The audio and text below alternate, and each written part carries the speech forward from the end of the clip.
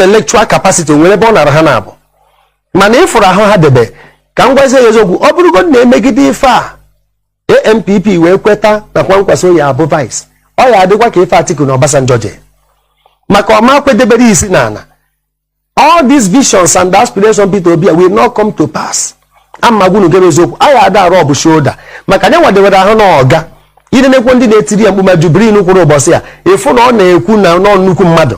So onye nke a bụ nnukwu mmadụ youth Nigeria chọrọ, onye nke a bụ nnukwu mmadụ ndị ugwu chọrọ.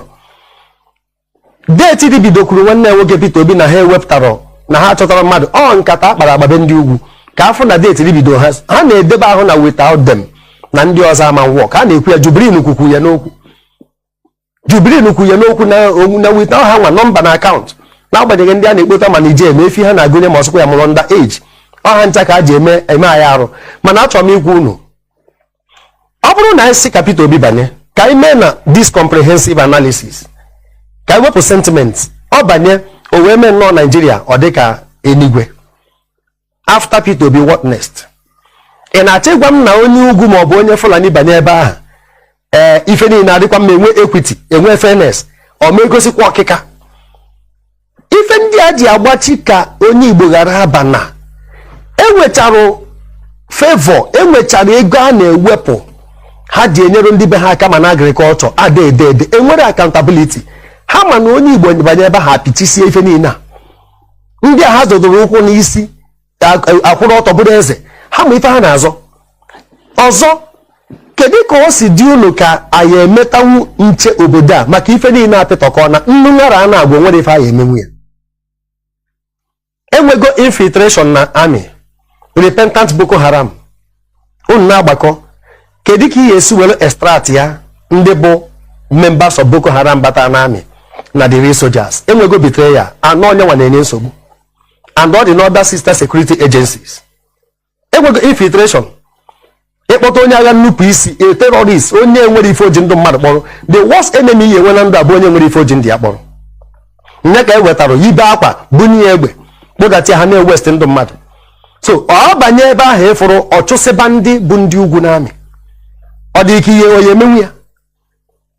Kwankwaso abụkwa nye nwa mgbe Jonathan kpụkọrọ more than 400 northern youth ndị afọ chara explosive devices na arụ ha ọ Kwankwaso dị echie Jonathan warning na ọnwa anwa metụ ha aka na onwere onye South onye Igbo ya dị ndụ wee si ugwu Hausa wee nata emechara pụ Mazi ya. Ewepụ infiltration na amị enwego infiltration na headers. Ọhụrụ cheta visa on arrival ndị nke si Libya, ndị nke si Mali, ndị nke si Chad, ndị nke si Senegal, so many countries the presidency na-agwa anyị n'ebe ndị headers si na headers ndị a na-ebu egbe na ha si mba ọzọ.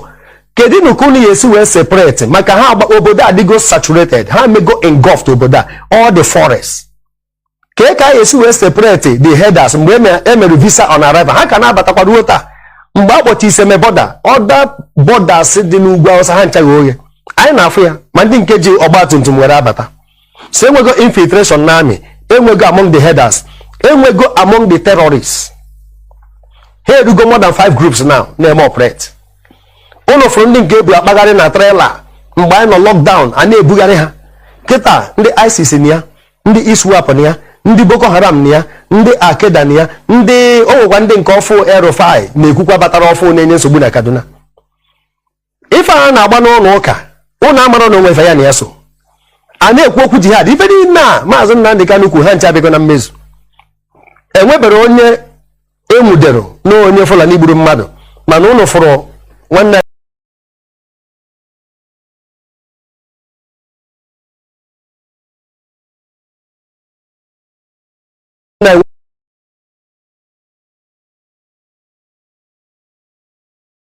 egbe kpụdata ha na-ewest ndụ mmadụ. So ọ banye ebe ahụ ịfụrụ ọchụsịba ndị bụ ndị ugwu n'amị ọ dị ike ihe onye emenwu ya. Kwankwaso abụkwa nye nwa mgbe Jonathan kpụkọrọ more than 400 northern youth ndị afọ chara explosive devices na arụ ha ọ Kwankwaso dị echie Jonathan warning na ọnwa anwa metụ ha aka imecha anya na onwere onye na ọdabaro bụ na ọdabaro.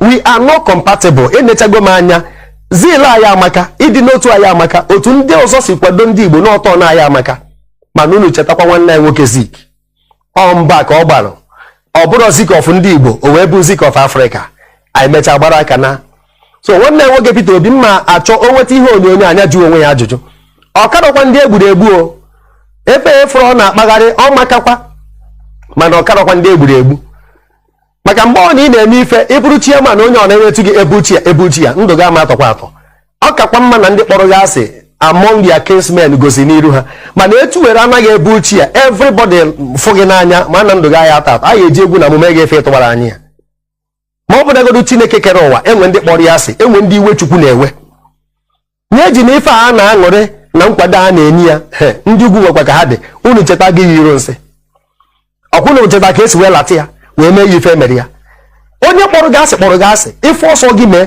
ife ụfọdụ ndị ugwu ji achọrị ka ama ma onye Igbo ya bata maka na afụ na onye dị exceptional afụgo knowledge ya ha chọọ ka onye ruo na ha adịghị overwhelmed ma security make enwere economic crunch enwere political upheavals ife niile aghatọọna ka ama ma ya eji brain onye Igbo na amamife ha wee pụtagoro n'ọnọdụ a ha wee gwekwazi gị na ọha nwe obodo ha ekwuo ya ha nọrọ ugwu asa agwaghị na ọha nwe mmanụ dị na South agwaghị nọ ndị nwe nọmba nwe obodo agwaghị nọ ndị nka na landmass kedu ife anụ bụ ha n'ọnụ and nobody challenge them ndị a niile na-egbu mmadụ onye ka enwude ma ndị egbu na Benue St. Teresa's Madala a 2000 and gịnị just tell me mmadụ agwụna ife farmers niile egbu betere ọganiji wee dị o nwere onye na-ekwu okwu oge Senator Rochas Okorocha kwuru sị nọ ndị North bụ nsogbu enwe n'obodo a ọ dị m ka echiri ya warning dọọ ya aka na ntị mana ebe ọ na-ewute m bụ na o nweboro onye ugwu bụ gọvanọ pụtara n'ụsị si tụnyere Peter Obi anụbero m mana ụlọ fụrụ ka ndị nke a sekwu ifesọ ha nọ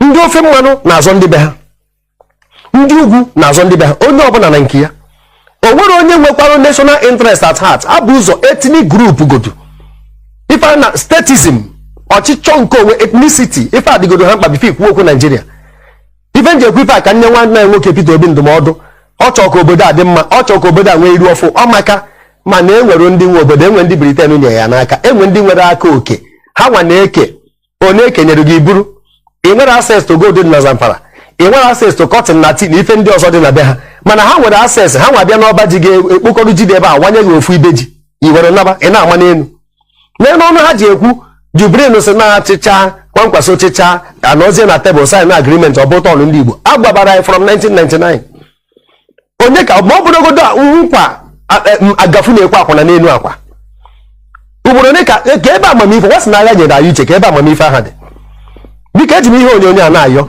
ka anyị na-ekwokwu 2023 anyị enwe hearing maka referendum na October 28 otu esi wee kwu referendum kwesịrị ịbịa before general election ka e wee marụ ndị so n'obodo a na ndị esori ya ndị middle belt ike agwụna ha ndị South South kwubu maka na a na-achọba iri ha ego enye some of them ọrụ ụfọdụ adịgo committed ndị a niile kwesịrị ikwuchite ndị be ha adị ekwu okwu adịgo ha nweta corrupt cases onye ka ha na-eze ife eji m ife ayọ biko ọ kakwa mma na ịnweta permanent freedom anyị anaba kama ị ga-ata anụ ọbara agba gị n'eze rie esi akwụkwọ nri na-akpụ ụra karịa na ịnweta temporal freedom ọ bụrụ na nwanne nwoke Peter Obi chịcha rito ma ọ bụrụ na ọ ya achịcha ọ bụrụ onye Igbo nọ n'ọchịchị ewee gbuo mmadụ ife a na-egbu for 1 year mee kidnapping a na-eme mana Federal Capital Territory na arụ niile a na-eme mee corrupt cases onye ọjọọ gbaba na APC ọ bụrụ sent ọ bụrụ onye Igbo nọ ewee na-eme ife a ọ dị ka ọ ya chizu 1 year aha na-ekwu 1 tenure ọ ya chizu 1 year o nwere ife Goodluck Jonathan mee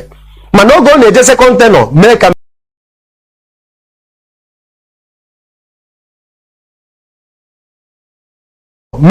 ọchịchọ nke okwu Nigeria ife nji ekwu ife a ka nne nwanne ya nwoke Peter Obi ndụmọdụ ọ chọọ ka obodo a dị mma ọ chọọ ka obodo a nwee iru ọfụ ọmaka mana enwere ndị nwe obodo enwe ndị Britain nye ya n'aka enwe ndị nwere aka oke ha nwa na-eke onye ekenyere gị buru ị nwere access to gold na Zamfara ị nwere access to cotton na tea na ife ndị ọzọ dị na be ha mana ha nwere access ha nwa bịa n'ọba ji ga-ekpokọrọ ji dị ebe a wanye gị ofu ibe ji i were naba ị na-ama n'elu ọnụ ha ji ekwu Jubrin si na-achịcha kwankwaso ochịcha anọzie na tebụl sign agreement ọ bụ tọnụ na-enwe ndị nwe obodo a ife ọsọ gị mee as far as anyị ka na ebe a anyị ka bụ ohu Britain kwụ ha n'azụ ha kpọrọ unu asị from day one our forefathers suffered the same thing maka ekwere edebere ha isi n'ala ha nchani na-etekiri ben na-etekiri chunk of their meat na-ewest lives youths ndị gọvanọ anyị meghe ọnụ gọvanọ Benue steeti meghe ọnụ na-akọ ife sọrọ ya ụnụ na ife o kwuru na steeti anyị atụri APC ana kwu onye ma na-ekwu kedu ebe ndị igwe anyị nọ ndị emias kwuo okwu ha kwuru ekerezu mee ka Atiku wee ji ikwu uche ya akpọchi ya azụ ọkwụrụ ebe ụmụnne ya ndị ofe mmanụ kwuo okwu asị gị na ọba nke a kwuru nke a ọba nke a kwuru nke a ha kwuru ofu ebe mana onye a na-anụ onye ya na ana Igbo sọsọ Igwe Achebe isi Igwe Achebe ebee ka igwe ndị ọzọ nọ ebe na ha moto nye ha certificate igwe ndị gọvanọ nyere akwụkwọ biko eji m ihe onyonyo a na-ayọ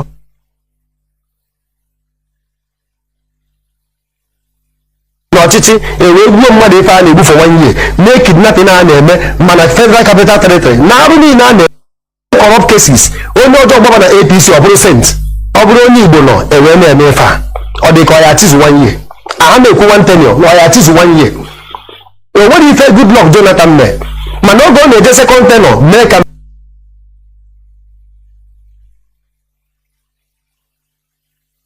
ọ chọrọ ka obodo a dị mma ọ chọrọ ka obodo a nwee iru ọfụ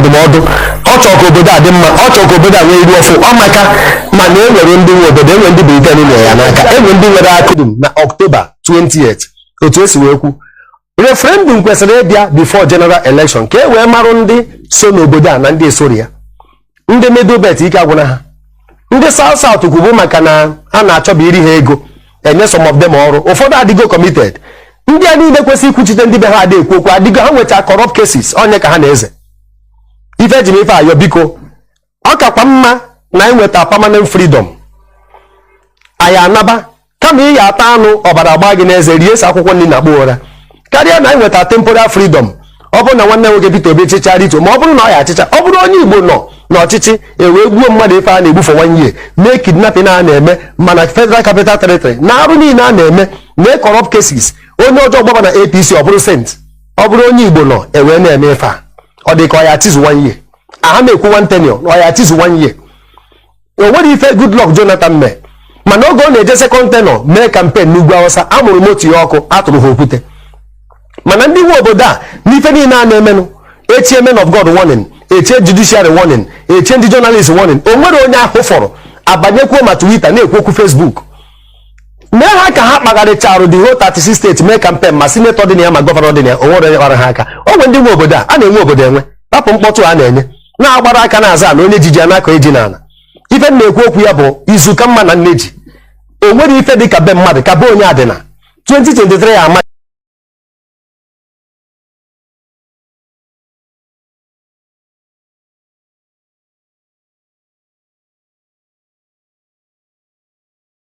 ọ chọrọ ka obodo a dị mma ọ chọrọ ka obodo a nwee iru ọfụ ndụmọdụ ọ chọrọ ka obodo a dị mma ọ chọrọ ka obodo a nwee iru ọfụ ọ maka mana enwere ndị nwe obodo enwere ndị Britain nyere ya n'aka enwere ndị nwere akụdum na October 28 otu esi wee kwu referendum kwesịrị ịbịa before general election ka e wee marụ ndị so n'obodo a na ndị esori ya ndị Middle ike agwụna ha ndị South kwubu maka na ha na-achọba iri ha ego enye some of them ọrụ ụfọdụ adịgo committed ndị a niile kwesịrị ikwuchite ndị be ha adị ekwu okwu adịgo ha nweta corrupt cases onye ka ha na-eze ife eji m ife ayọ biko ọ kakwa mma na ịnweta permanent freedom anyị anaba kama ị ya ata anụ ọbara agba gị n'eze rie esi akwụkwọ nri na akpụ ụra karịa na ịnweta temporal freedom ọ bụrụ na nwanne nwoke Peter Obi chịcha rito ma ọ bụrụ na ọ ya achịcha ọ bụrụ onye Igbo nọ n'ọchịchị ewee gbuo mmadụ ife a na-egbufe nwanye mee kidnapping a na-eme mana Federal Capital Territory na arụ niile a na-eme mee corrupt cases onye ọjọọ gbaba na APC ọ bụrụ sent ọ bụrụ onye Igbo nọ ewee na-eme ife a ọ dị ka ọ ya tizu nwanye aha na-ekwu one tenure na ọ ya tizu nwanye o nwere ife Goodluck Jonathan mee mana oge ọ na-eje second tenure mee campaign n'Ugwu Awụsa amụrụ moto ya ọkụ atụrụ ha okwute mana ndị nwe obodo a n'ife niile a na-emenụ echie men of God warning echie judiciary warning echie ndị journalist warning o nwere onye ahụ fọrọ abanyekwuo ma Twitter na-ekwu okwu Facebook mee ha ka ha kpagharịcharụ the whole 36 steeti mee campaign ma senator dị na ya ma gọvanọ dị na ya o nwere onye kpara ha aka o nwere ndị nwe obodo a na-enwe obodo enwe rapụ mkpọtụ a na-enye na-agbara aka na-aza na onye jiji a na-akọ eji n'ala ife na-ekwu okwu ya bụ izu ka mma na nneji o nwere ife dị ka be mmadụ ka be onye adịna 2023 ya ama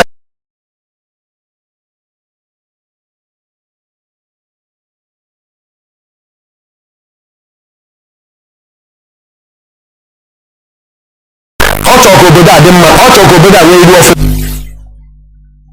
ndụmọdụ ọ chọrọ ka obodo a dị mma, ọ chọrọ ka obodo a nwee iru ọfụ ọmaka mana e nwere ndị nwe obodo, enwere ndị Britain nyere ya n'aka, enwere ndị nwere akụrụ na October 20th otu esi wee kwu referendum kwesịrị ịbịa before general election ka e wee marụ ndị so n'obodo a na ndị esori ya. Ndị middle belt ike agwụna ha, ndị south south kwuru maka na ha na-achọba iri ha ego enye some of them ọrụ, ụfọdụ adịgo committed. Ndị a niile kwesịrị ikwuchite ndị be ha adị ekwu okwu adịgo, ha nweta corrupt cases onye ka ha na-eze ife ejiri ife ayọ biko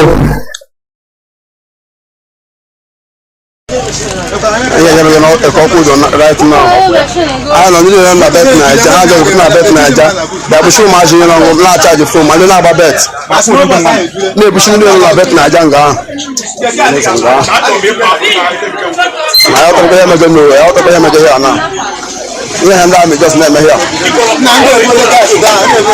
Because no we ha ya because I'm going to ya le ya be bu show. Because Paul. I am a good boy. I am a good boy.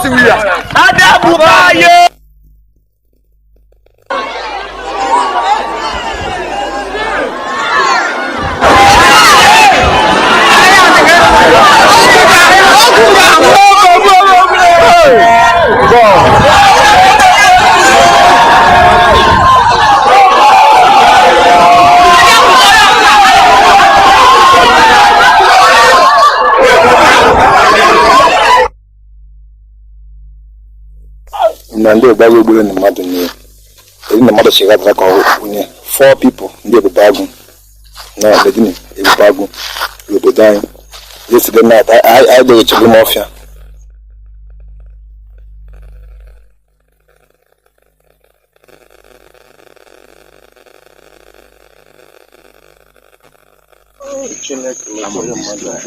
na ya no kona na Sunday ndị Ebubagu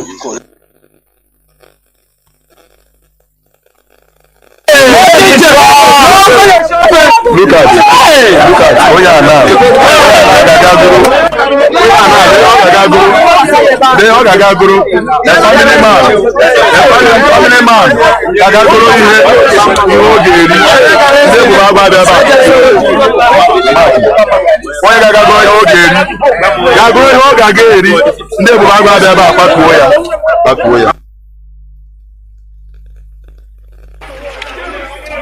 Ogu Mozambique of Amere, Hope Uzodimma, and the Ebubago people. This Ebubago must to end. We put stop to this Ebubago. They are doing a very big harm in our mama, Oru East, Oru West as a whole. Killing our youth for no reason. Why? Killing our youth for no reason. Ogu Mozambique is the commander. Ogu Mozambique is the commander of Ebubago. Killing his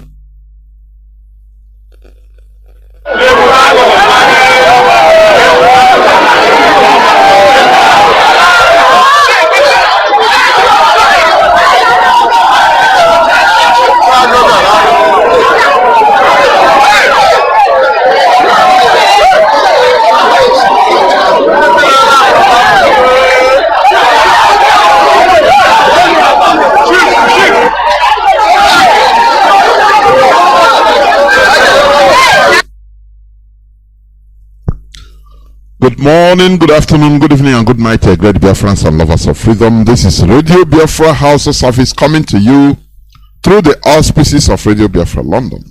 My name remains Mazi Jonathan Chinedu from Olu province of Biafra land.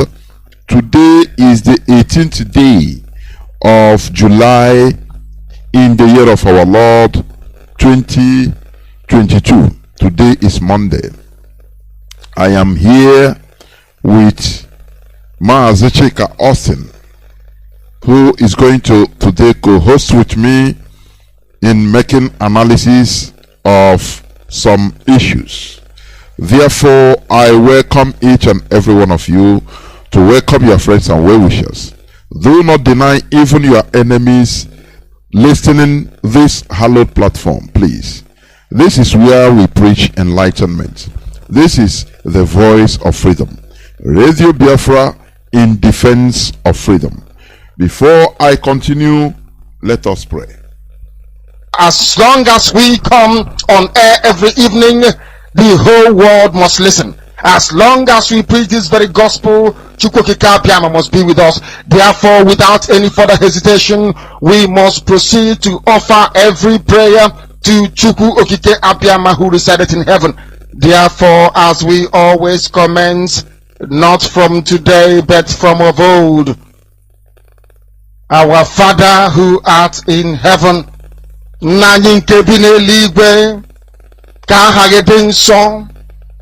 that your name may be hallowed by men, that we may bow at the mention of it, that we may offer every glory unto thee, that we may offer you every adoration and adulation, because there is none like thee. You fight our battles for us.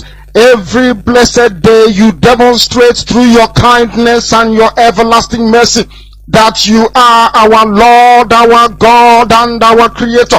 This evening we offer these your children unto thee. All over this very planet that you created, they are listening across the entire 24 time zones on this very planet where they inhabit. They are listening to your gospel this very evening, this gospel of redemption, a gospel of hope, a gospel of restoration, a gospel of renewal, this very gospel of freedom, this very gospel of emancipation as only you ordained, that this very gospel must be preached, that mankind may be set free from the eternal damnation of the creation of the British. My goodness me, I want to remain in the spirit, because we must worship heaven. We answer your name, O Lord of hosts. Everything about us is designed to offer glory unto thee. We have atoned for our sins last year. This very year we have not only atoned for our sins, we have spilled, we have shed blood, they have shed our blood. We have let our sacrifice be made unto thee. Even on the 30th of August, as we are being felled by the bullets of the enemy, by the workers of iniquity and of darkness, we remain very strong today to beckon upon thee, to ask you for your mercy and for your grace, to ensure that your kingdom is restored upon the face of the earth, that you can bring your healing hand to bear upon the life of those of them that you created for one singular purpose, and that purpose alone, which is to worship you in truth and in every honesty. Is there any way that we have erred? Is there any way that our ancestors may have sinned? We confess before a congregation of the whole of humanity to ask you, O Lord of hosts, to have mercy upon us. You must have mercy upon us. We have suffered enough. We have been subjugated enough. We have been tortured enough. We have been imprisoned enough. We did not do these people anything. Our only crime is to answer your name. Our only crime is to be born your children. Our only crime is to excel at everything that we place our hands into. Our only crime is to exhibit your glory and your blessing, which manifestedly is upon our lives every blessed day. That is why they want to kill us. That is why the British want to join those of them who don't know you to destroy your creation and your inheritance. You will not allow shame to befall your name. You will not allow the enemies to triumph over the lives of your children, because you created us to exist, to worship, to honor, and to praise you. That is exactly what we are going to do when this Biafra comes. It will come in truth and in every honesty, because we remain every blessed day. Chukwabiama believe we're whiter than white and whiter than snow. Is there any way that we have sinned that you cannot forgive us our trespasses, to enable us to fulfill your own word which was spoken thousands of years ago, that instead of what you promised not to come to pass, that heaven and earth will cease to exist? You opened your mouth to bless mankind to the coming of Yahweh Yeshua, who came here and said, let your kingdom come on earth as it is in heaven.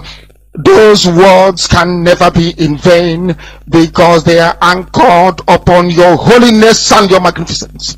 That is why in the end we know that Biafra will come, that these children that we have given birth to all over the world, and their children, and their children, and their children, as long as they give birth to them and they are Biafrans,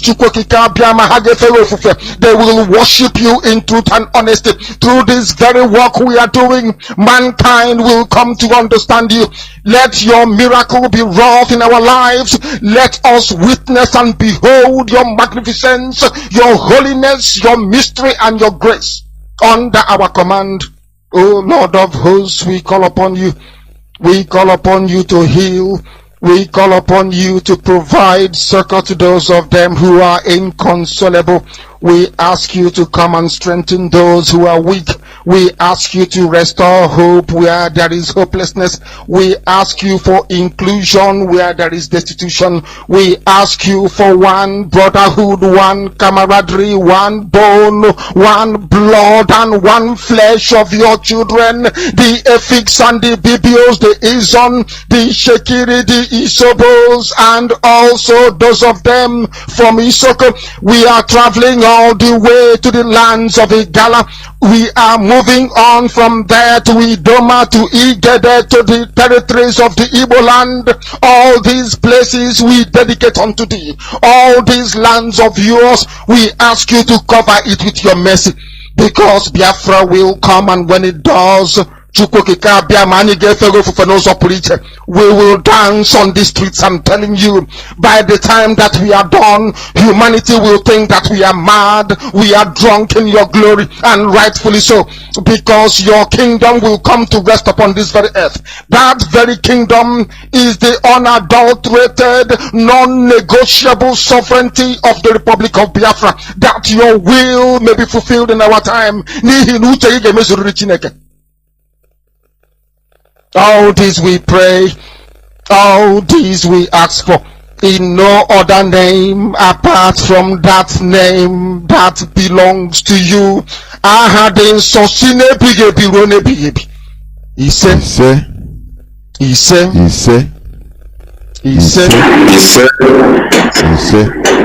Once again, I welcome each and every one of you to today's edition of Radio Biafra HAUSA-SERVICE, coming to you via the auspices of Radio Biafra London. Today is the 18th day of July 2022, being Monday. My name remains Mazi Jonathan Chiridu. Our leader is the indefatigable Mazi Nnamdi Kanu, who is still in the enemy dungeon. But make no mistake about it, our leader must be released. It doesn't matter what it takes. Our leader must be released. We are not begging for his release. We don't beg for what belongs to us. We don't beg for our rights. We are not on Hanez and Debo. No. We demand for what belongs to us, our right, and we get it. We work towards it and we get it. That is how it is. Our leader has no case to answer in the Nigerian court. Rather, he was extraordinarily renditioned. Illegally. It's a crime. Remember what happened in the 80s, during the time, the first time of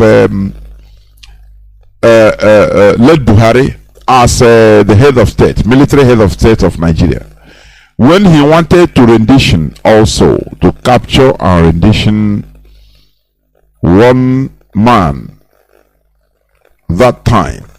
What is the name of Mazi Austin? Can you remind me the name of the man? The person that Omaru Diko, yes. He wanted to rendition him illegally out of Britain. And it was discovered later. The body, the man was discovered inside a crate. At the airport. And the heads fell for it. The Mossad agents that were hired to do the job, Nigerians also, Nigerian officials, the Nigerian consulate was closed for 2 years.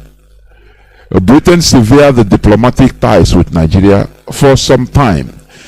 People were arrested and sent to jail, some to 8 years, 5 years, depending on their participations. Remember, Omar Odiko was not a British citizen. He's not a British citizen. But he was on British soil. Though he's a criminal, he stole money. But what matters is going through the rule of law. That is it. That is what matters.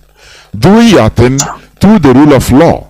Because a government should not be acting irresponsibly.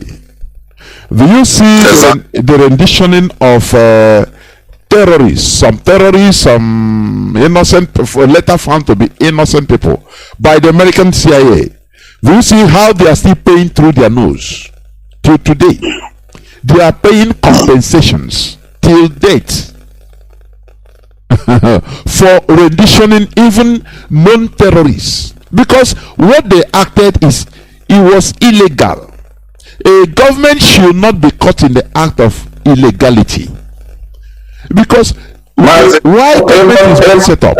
Julia Assange, I think the ongoing case going on in UK, Julia the Assange, you remember the WikiLeaks panda?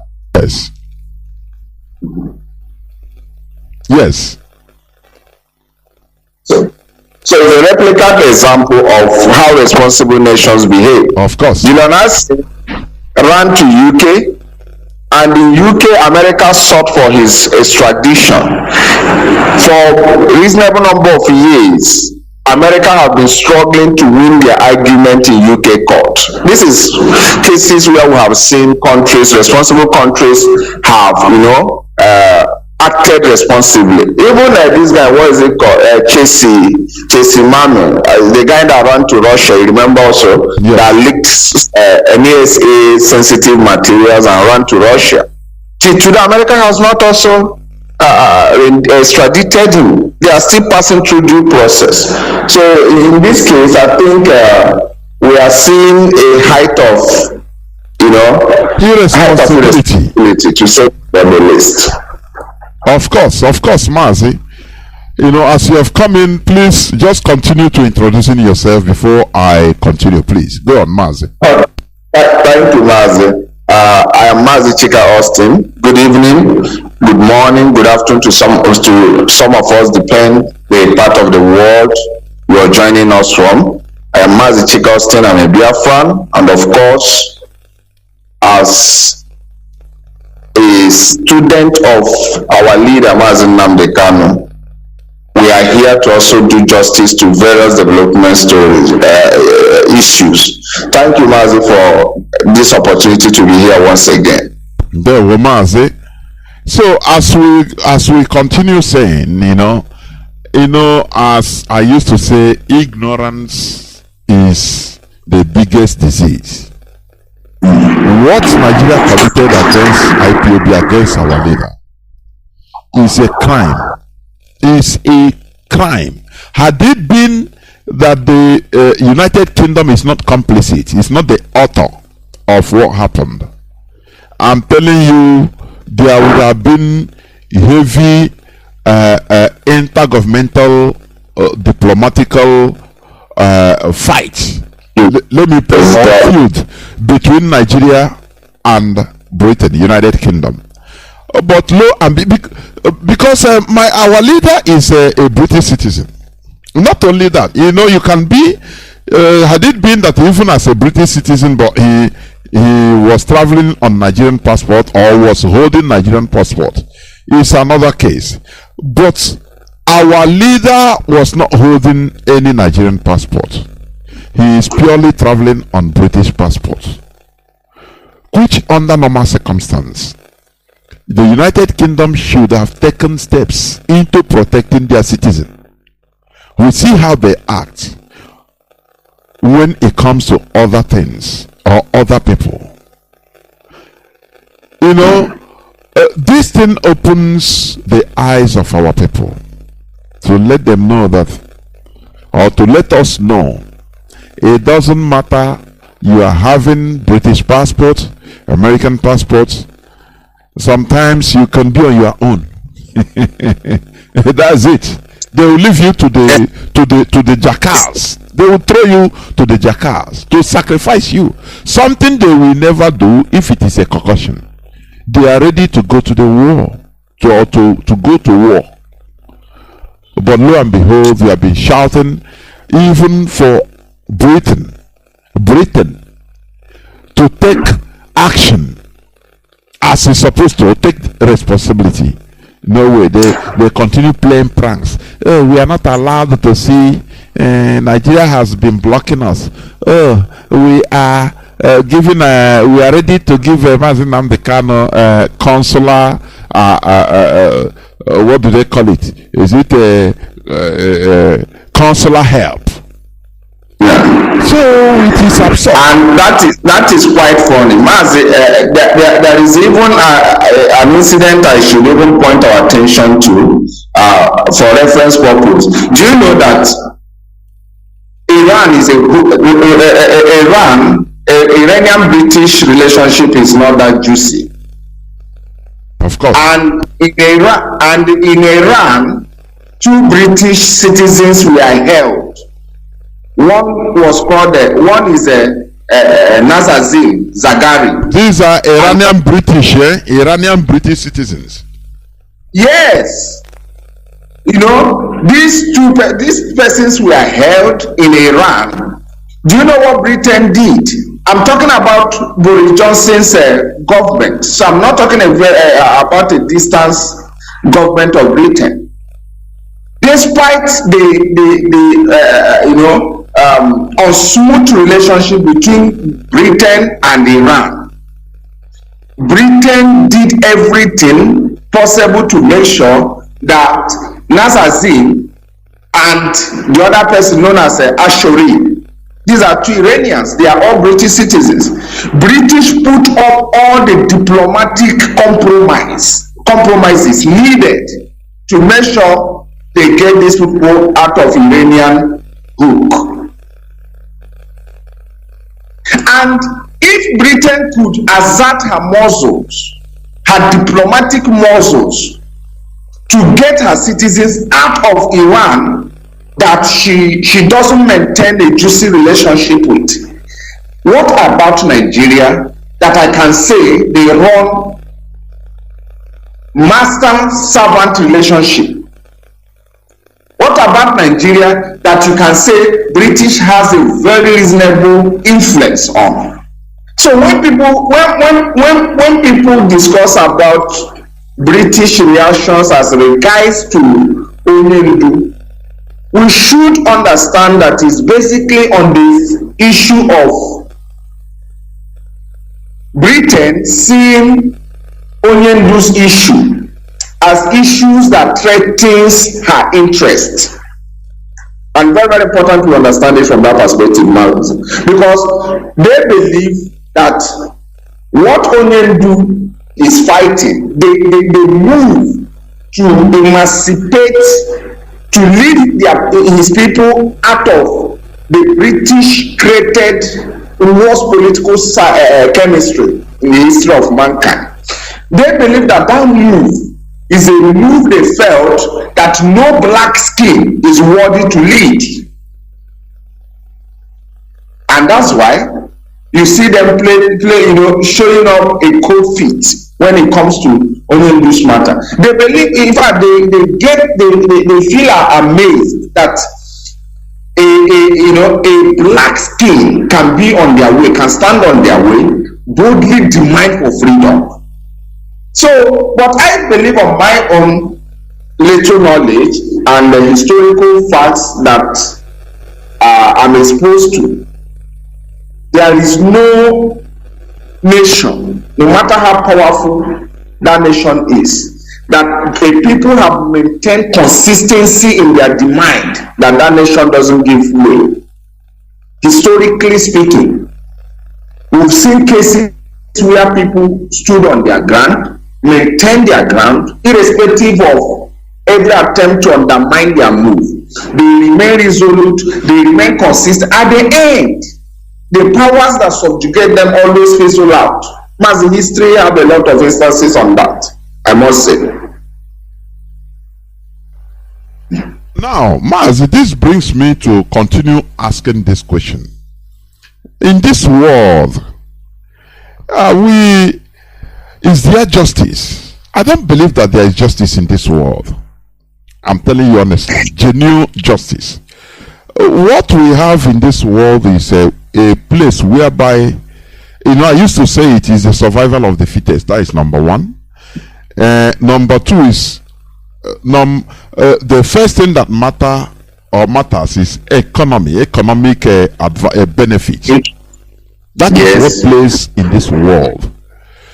I come to understand that this is a world where benefits or advantage matters more than life. Do you understand? Of course. And I want our people to understand this. If you really want something, you fight for it. That is it. Yes. Because there are forces. I think that is the line. That is the line our people have not really digested or allowed to be deeply inculcated in their system. You see, the word system, any concept, any idea you hear is just relative. When you hear human rights means different things at different points. At a point, America might be talking about human rights for instance, talking about the Kurdish rights for survival in Iraq or in Syria, the Kurdish people in Syria or anywhere else. At that point, America might not also be interested to talk about the right of the Houthis in Yemen.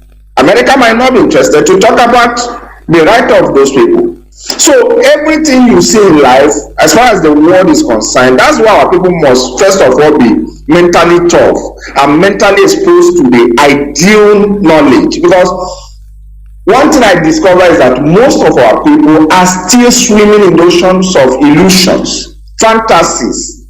And it has never helped anybody. It has never helped any people. The Jews today are excelling and thriving in everything they do today because they embrace reality. After all, the centrality of Christian literature centers on them. But they refuse to discard the realities before them. And what is that reality?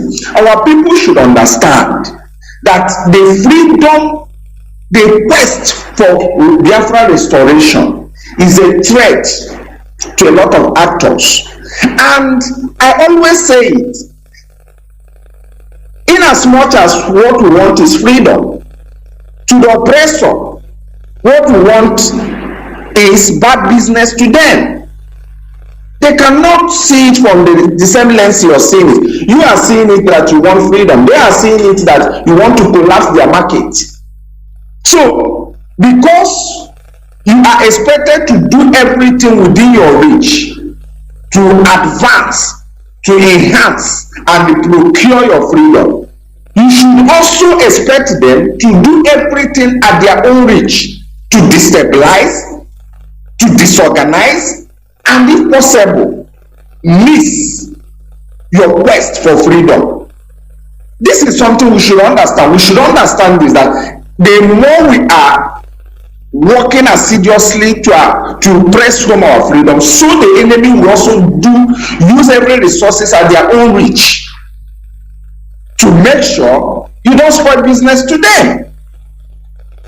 That is just the reality. It's only when our people appreciate this reality that we can now be critical to every single thing we are subscribing into.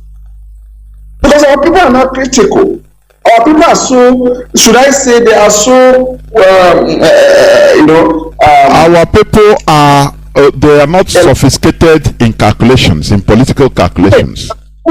Very simple. With entertainments and the fantasies, illusions, and you see them anywhere they see bandwagon of entertainment. You see them. No. This is a very serious business.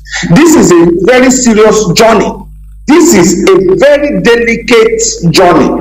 And until we see it from that lens, we will not be easily running in the hand of the agents and contractors of destabilization. It's so annoying to say this, but that is the reality. Of course. You understand me? So our people need to be informed that this is a serious journey. It's not a journey of babies. It's not a journey of entertainment. It's not a journey of fantasies.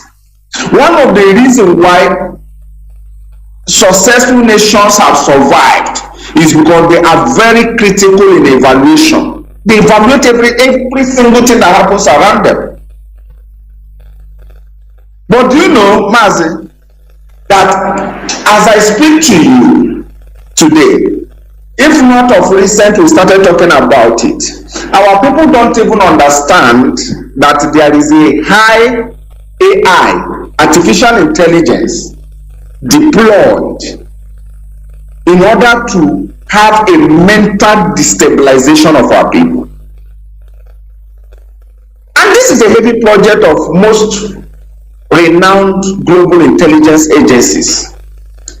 And they are working on Biafra projects.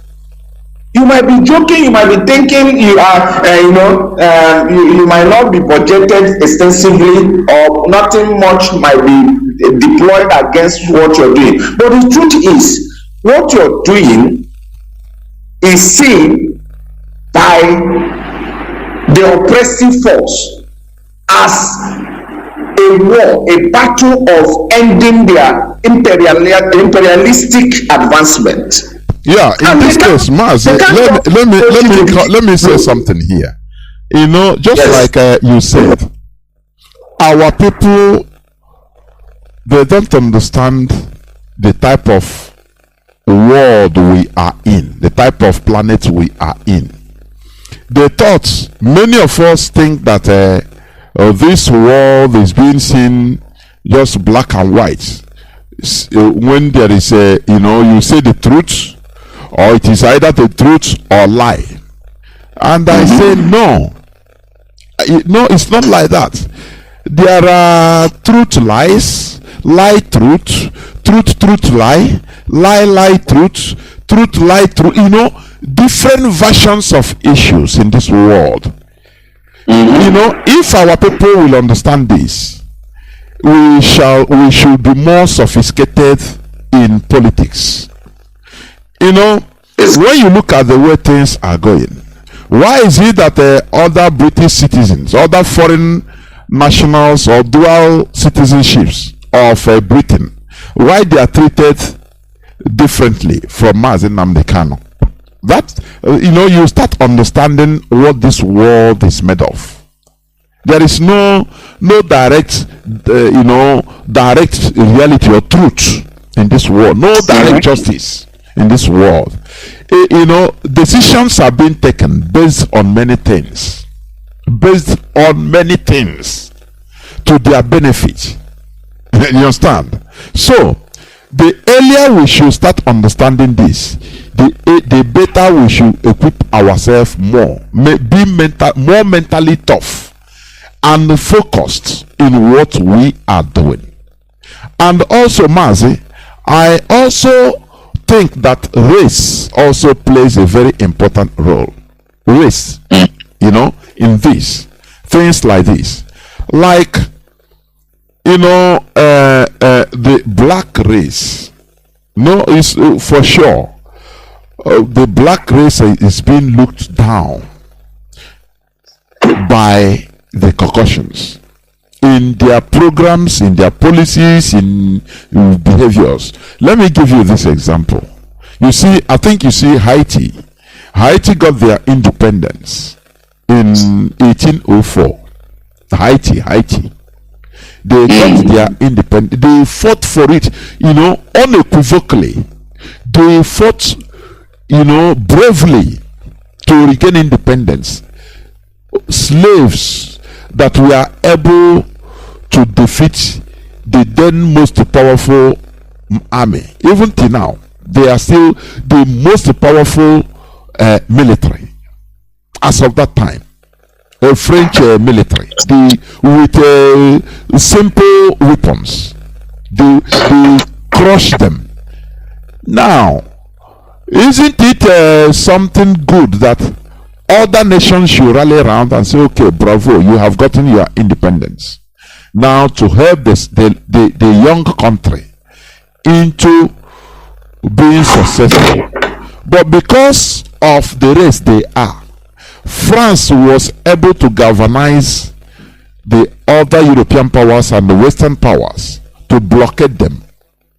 360 degrees. What they did in Biafra land, they blockaded them so that they will never buy nor sell. After their independence, they removed them, they isolated them from being part of this world so that they rotten. The rotten inside, no going out, no coming in, nothing is going out, nothing is coming in, and is a group of islands. After they have to surrender politically to France, France gave them bill that for us to open this blockade for you, you have to pay, I think, 40 billion as of that time. Remember, 19th century 40 billion is more than 500 billion. So that sometimes when we talk, we see, these people, they don't want, I'm telling you, you see these white countries, Westerner, they don't forget. They are as brutal as devil itself. That is why when I see softness of our people, I laugh. If you also look, yes, you are right. You are right on pointing on that racial dimension. Also, if you also look at it from a broader point of view, you also see that it's not exclusively to black race, so to say, because you should also understand that today's Israel we are seeing today, we are also subjugated into a very humiliating situation. Do you understand me? The same thing also happened to Germany. When Germans lost the Second World War, do you know the reparation they asked them to pay? Germany. Mazi, I don't agree with you, please. Okay. Okay, finish up. I will come there, please. The references you are making. Go on. Okay. For instance, even when they lost the war, the Germans, they were asked to pay heavy reparation, which they finished paying either in 2015 during the time of Angela Merkel. Do you know that they benefited from the Marshall Plan Fund? Do you know that? Yes, actually, okay. there was a post Second World War policy of United States, which is Marshall Plan, and we also know that the essence of that policy was mainly to curtail the defunct USSR expansion. That is just one of the reasons why that policy, Truman Doctrine, Marshall Plan, and all the rest of them were, released. But the truth is that there was a reparation which the Germans were asked to pay. And if you also look at the history and the subjugation of what the Jews experienced, you also agree with me that it's beyond race. But let me say, let me come in there, please, just little before you continue. You know why I disagree with you a bit? You made mention of Germany and Israel, that is the Jews, the present day Israel. And I say that they are the way they are treated is different. You know, in the case of Germany, after the Second World War, that is when Berlin was defeated, overrun by the Allied forces, including Russia, Soviet Union. Now, they were planning on what to do with these people. They tried, many of them suggested a politics of absorption.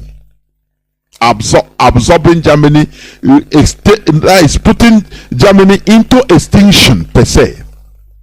That is making even deporting Germans, taking over their lands, and turning Germans to stop, forcing them to stop speaking Germans, to deny their identity. But after they had a second thought, yes, you understand? After they had a second thought, do you know the damage Germany caused to Europe, to the world? Do you know they caused a very heavy damage to the world just for nothing? Just for nothing.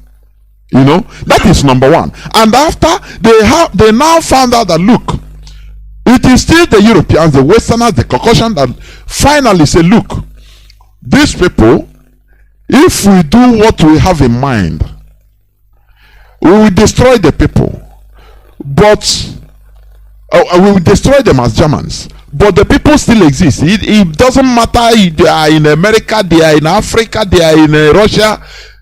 Even after decades and centuries, they will still know that they are Germans.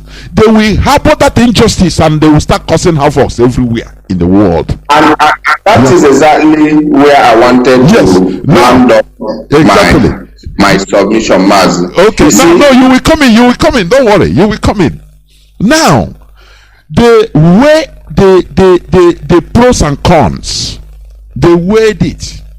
There were some radicals, I think, from even some Eastern Europeans like Czech or other places. They were so radical. No, let's destroy them. But after they made all this decision and found out that they decided that, look, in future it will be problematic to everybody because they will be harboring just like what we're harboring today.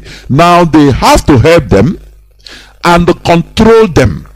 Helping and American military is still present in Germany till today. They have the American military there, control it.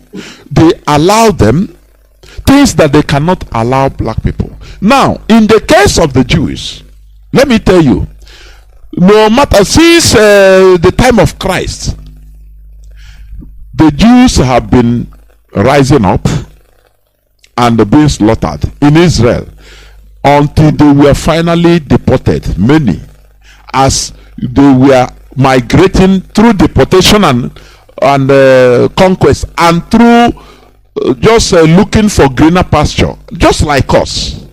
They were going all over the world, migrating, getting out of their land, Palestine, let me call it like that. Now, they were apolitical. They were thinking that they can be doing it privately. They never really cared to take back their land until 1940s, after the Second World War. That was when they started thinking home. They started Zionism towards the end of, 19th century. Towards the end of 19th century. They started, I think, in Russia, in Soviet Union that time. Now, because they were undergoing persecutions everywhere, they never really cared to go back to their country. They were managing themselves. Oh, anyway, if they are killed in Portugal, the Portugal Jews will take it as the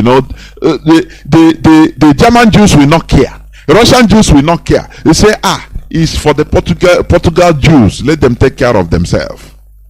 If Spanish Jews were being massacred, other Jews of over Europe and everywhere, they don't care.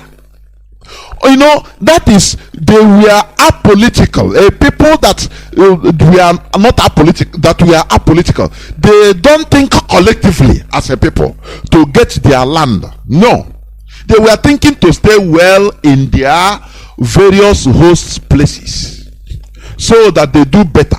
You know, what matters to them is as they are doing buying and selling, they are doing going to school, entering, you know, so that nationalism never really entered into them. They know that they are Jews, but they didn't care to start looking for their homeland until the apex of their massacre. That is why in the Second World War, it touched the whole Jews of the whole Europe. Not one side, because before, you know, the Austrian-Hungarian king will be given, we tell the Jews, don't worry, we are one with you, don't worry, we will protect you.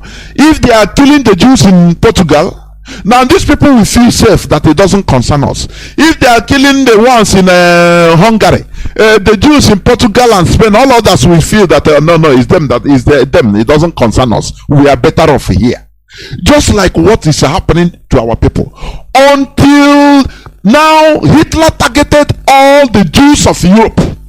I say all. Now they see that no person is safe. Nobody is safe in Europe. The only thing to do, you know, both in Portugal, in Spanish, in Spain, in Poland, all we are targeted at the same time. So that makes them, that target brings them together. And now they started looking, so oh boy, this thing the Zionists are talking, not true. Let us go back to our land. Do you see the thing? The problem, because in this world, you have to have a target.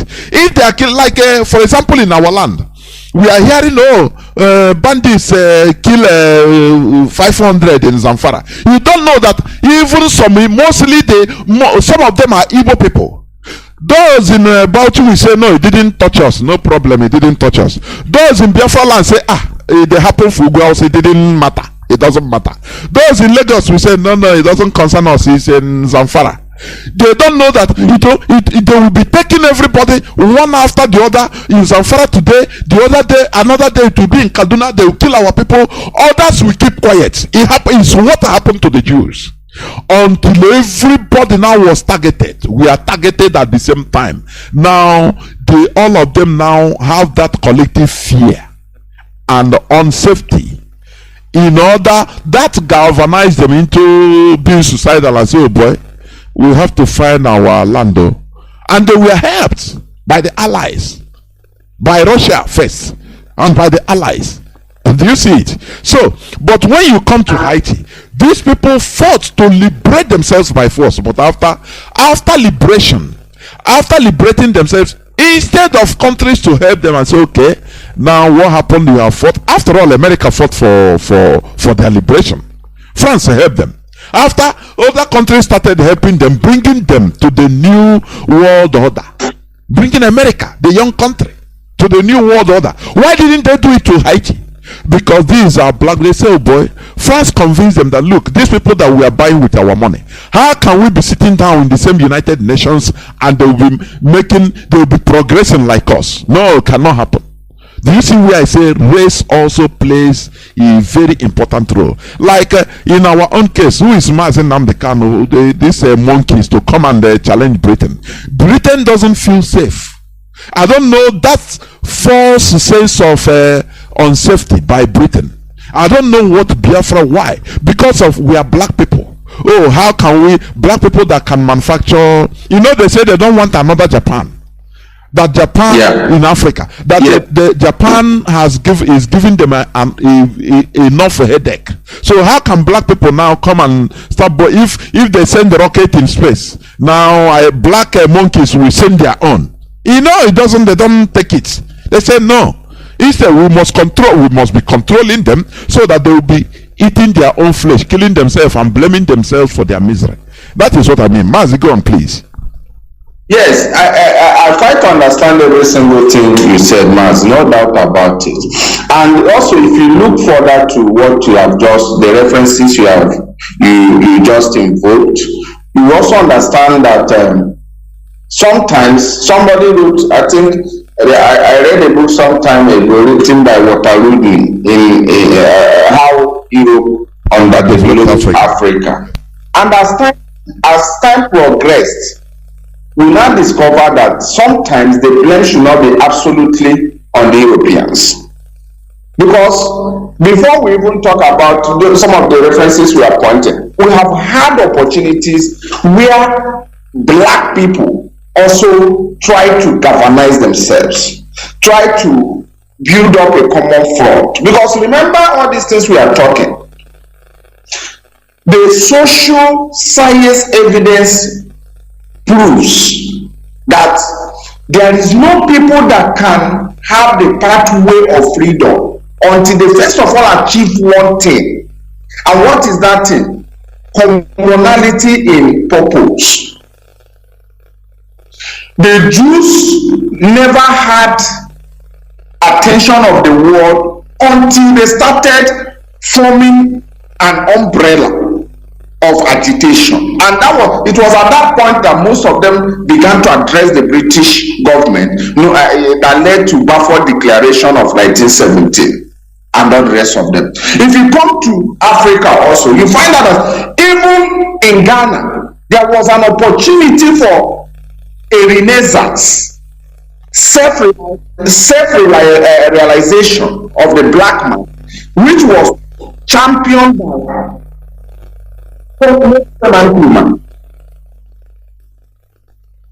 what happened? Go on. What happened? The same black people suppressed that idea. If you look at us as a people, no doubt about it, we have the human resources to bring the attention of the world to our plight. No doubt about it. But IPOB has achieved one amazing thing. Remember, I talked about evolution. I talked about stage upon stage development. Our own race, there was a conscious establishment organically, a very destructive system. What is that destructive system? If you make a research before the emergence of IPOB, we never had a common front of unification. Do you know? You talk about the Jews, you find out that the Jews championed their unification across the Atlantic, across the Pacific. And in our own political history as a people, if you say Ohaneze, if somebody said, what about Ohaneze? Do you know that Ohaneze could not even engage beyond the southeastern territories? They abandoned our people in other areas. They could not even engage across the Gulf of Guinea, like the Igbos in Equatorial Guinea. Ohaneze could not even have the temerity to engage them. So the first thing that is giving the world, especially the oppressive side of the world concern, is how Mazi Nnamdi Kanu was able, because the first stage of self-awareness is self-discovery. One of the major concerns is that the project called IPOB never showed in the intelligence radar, and that also points to the fact that there is no intelligence agency in the world that is perfect, because their inability to detect IPOB at the earlier stage shows that there was a flaw on their own side. So they know that if they allow what is happening, which is the unification of these people, because what IPOB has wonderfully achieved is to bring everybody under the umbrella. Whether you are in support of her strategy or not, you must be seen under the eyes of IPOB by the enemy.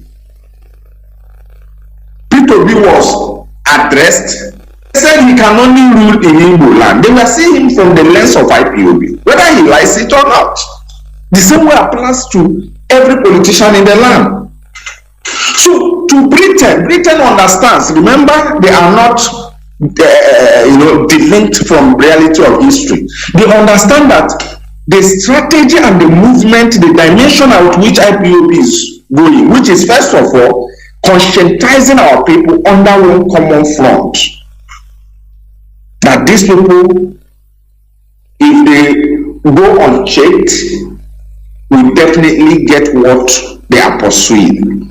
And that is whether we like it or not. If you do the right thing, you will definitely get the desired result.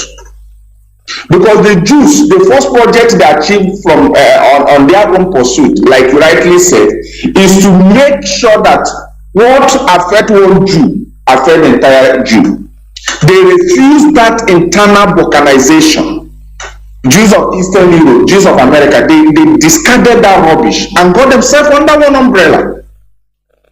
Mazi, you also agree with me that they never achieved that project under 5 years. It took a very reasonable number of years. It took long time, really.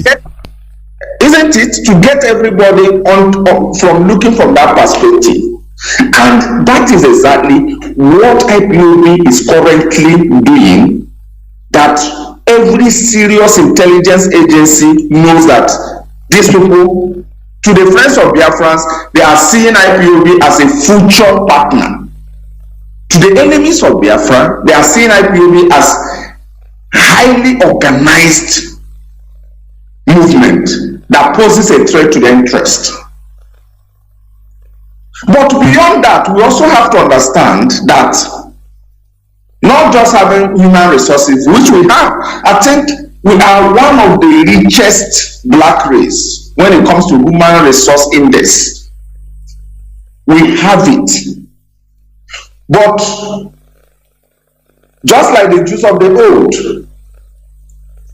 there are certain factors that will never, make some of our people to come to us until reality places on out. Maz, I don't know if you heard of Dreyfus affair that happened in France. A Jewish general that was, wrongly accused and treated badly because he was a Jew, Mr. Dreyfus. In fact, that incident led to a lot of Jewish elites in Europe, especially Western Europe, to begin to see what the Zionists were championing, that this is true. They felt those guys were talking rubbish. Jewish elites also had the same problem some of our elites are having today, because they wanted to be politically correct. They felt that they are good, that they are not as long as they are highly connected to the systems where they are. So it doesn't matter. Everybody these Zionists are talking. They are jobless people talking rubbish. Exactly. They address their people like that. I read one of their storylines. Some people discuss Zionists. Some of them told the British government and others to proscribe Zionist movement as a radical movement. But when the chiefs got up, the Jewish general in French army was killed. Now their eyes got open. They now discovered that whether you were attacking the Zionists or not, the enemy was seeing you as one Jew. And the same thing is exactly what is playing out. That is exactly what is playing out. The British government knows, based on evidences of history, that the approach and the strategy of Nnamdi Kanu is too sophisticated to be undermined or to be downplayed. They know it because they understand how systematic he's taking every advancement of the movement from one precept to another. They are not stupid, and that is why they are doing everything possible to see how to weaken the penetration of this message. And of course, our people who believe that everything is just world of fantasies and illusion, some of them are falling prey to the comedies and the dramas, distractive dramas they are being projected to watch. So, asking if this project is a realizable one, is already a realizable one, because when you look at the methodology, when you look at the strategy Mazi Nnamdi has put on the ground, is sorry to say, is on black. Forgive my language, Mazi. Is on black. Is not common among the black race. Whether we like it or not, is not common. And that is what is giving them concern. How come about a black skin could be able to carry out this such sophisticated social science, deep social penetration, without our knowledge? So that is just the way it is. That is just the way it is. Of course. Like we always say, we must move. We must continue. People don't understand the philosophical, interpretation of those short words. He knows that there will be challenge on the way. He knows the seriousness of what he has subscribed into. But he said, irrespective of the challenges, irrespective of the distractions, irrespective of the overt and covert attempt to undermine what we are doing, that we must continue. And people talk, some people think it's a mere phrase. It's never a mere phrase. Because philosophers always speak in aphorism. And that is just it, Mazi. Of course. There's something one of our brothers asked here on the platform. But before I dive into the question, I will say this. Our people should understand the importance of being galvanized under one umbrella. You can never approach a country or institutions as an individual. It is impossible. No person will listen to you. No person will give you access. But once we are galvanized as a people, that is where, our voices could be heard as a people. Exactly. Now, just like we are giving example with the Jews of the old, our recent old, I should say anyway, not the biblical ones, the recent one that happened. As I was saying, there were many Jews that were connected to various European presidents where they are or where they were staying. They had contacts. They were doing well. So when people were agitating, the Zionists, mostly young men that time, they say, they look at them as jobless people. Until the persecution enters into another phase, or entered into another phase of everybody, affecting every one of them. That was when they now understand that, look, they are not safe. Irrespective, as long as you're a Jew, you are not safe. This is what is happening in our own land today. Forget about these people that think that they are safe because they have connection, or they have connection with one Alhaji or governor of governor of Bauchi or governor of HAUSA-SERVICE. Look at what this man says, Shetima, that Obi, that Peter Obi should be a president of Igbo land. They look you with the same way they look every other people, every other Biafran. That is for sure. I don't know, Mazi, why you are out. I don't know. But come back when you could. So, you see many people that are victims of the massacre today in our land. Most of them are not family IPOB family members per se, but there is no distinction. They don't demarcate. They come and ask you, are you IPOB family member? They look at, as long as you are an Igbo, they look at you as a Biafran, as an IPOB. That is what people should understand. So, we being galvanized under one family, under one umbrella, is very, very the most important thing first. Galvanization. IPOB, one family. That is it. IPOB, one family. That is what people should understand. That is why it pains me when you see people like our people. It happened somewhere, maybe our people are massacred in our mama Imo. Others in some in Soka, people in Soka Enugu, we say no, it doesn't concern them. We feel unconcerned. Those in Igbocha, we feel unconcerned. That is, it empowers the enemy.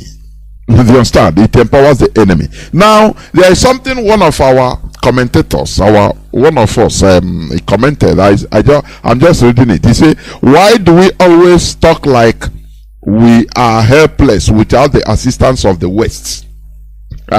Mazi, this is just like a question, a comment I saw, and I picked it up.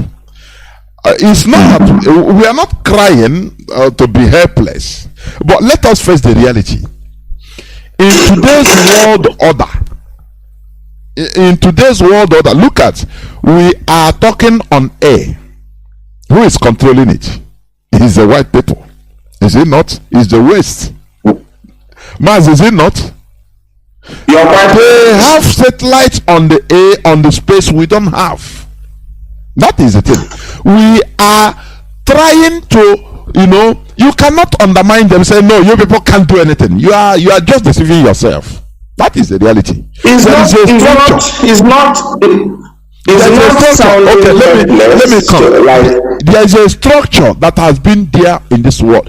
After all, during the American Revolution, American own fight. Look, they started with people, the Minutemen. They didn't have a military training. France, that had a structure, came to help them fight Britain. That is how the world is. It's not that we are crying. No.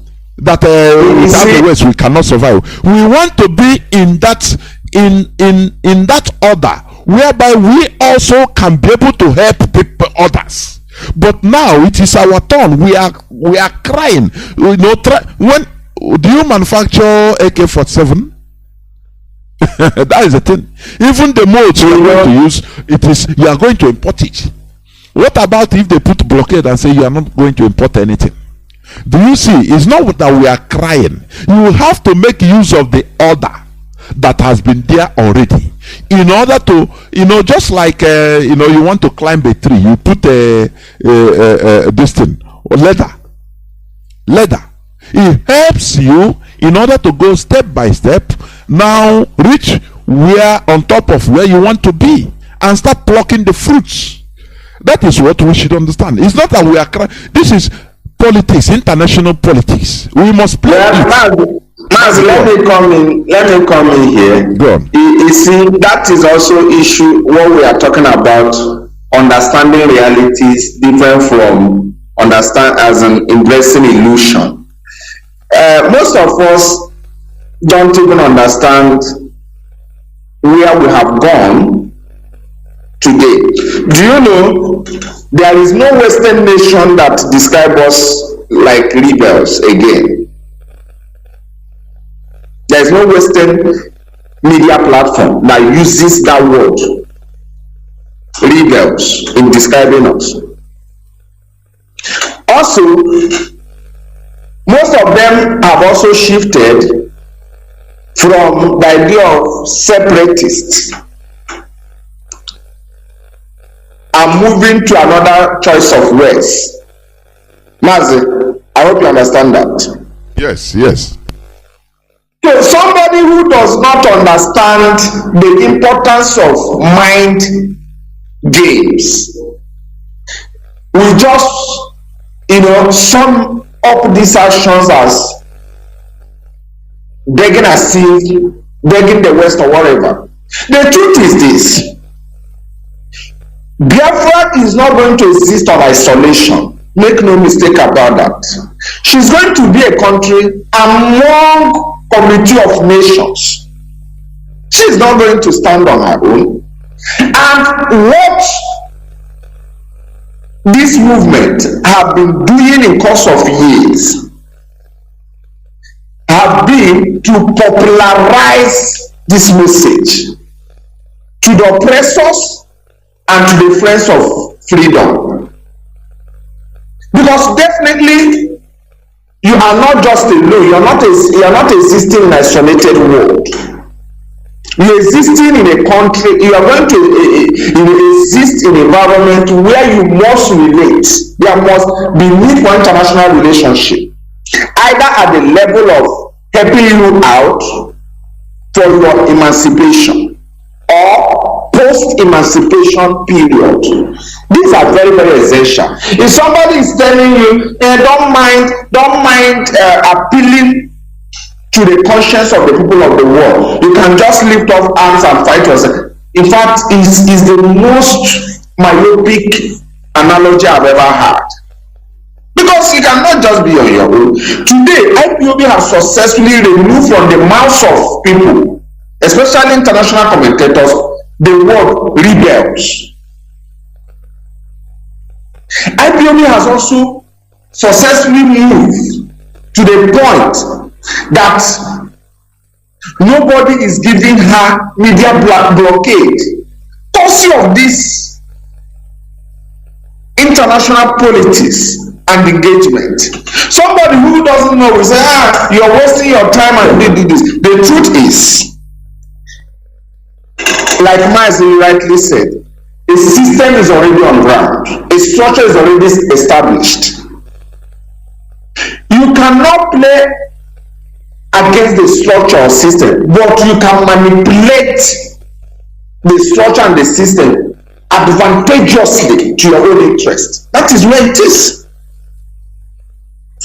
For instance, when the war broke out between Russia and Ukraine, the first thing the Western nations did was to remove Russia from SWIFT.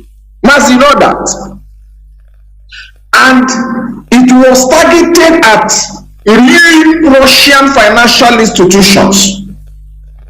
Did Russia go and say, you must put me back on the SWIFT after it's owned by Western nations? Russia devised a way to curry relationship with India and China in order to sustain her financial institution. So if she never made friendship with India earlier, or with China, or even start currying relationship among BRICS, Brazil, Russia, India, the group they form among themselves, do you think Russia would have survived it today? So these are realities. When people are currying in relationship, in fact, one of those things that Britain is not comfortable with us is the fact that we are engaging. We are expanding in friendship.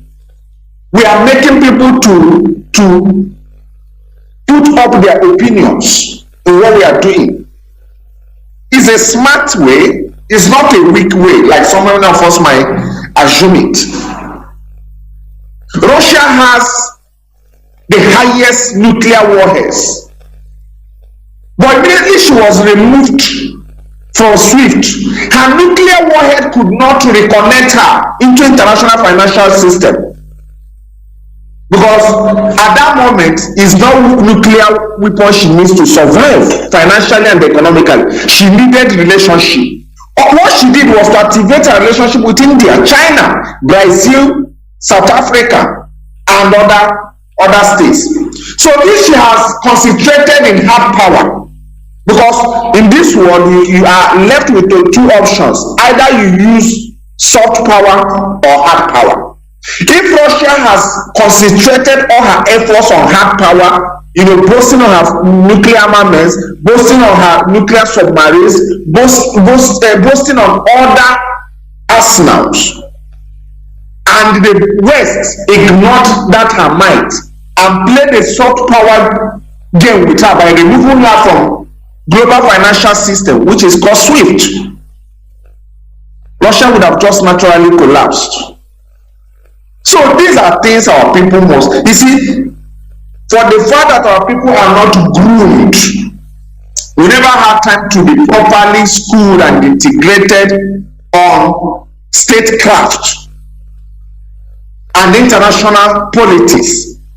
Sometimes our people don't understand how it works. So it is not begging the West. You should ask yourself, why is it that BBC is spending huge amount of money running a documentary to see the way to Mali? If engagement is not a wise step, if the attempt to make friends is not a smart move, or is a begging, worthless, why is Britain spending huge amount of money? Why is America and Nigerian government spending huge amount of money asking the world to, designate IPOB, trying to discourage our attempt to make friends? Because you must have international favorable opinion in what you are doing. You are part of the world.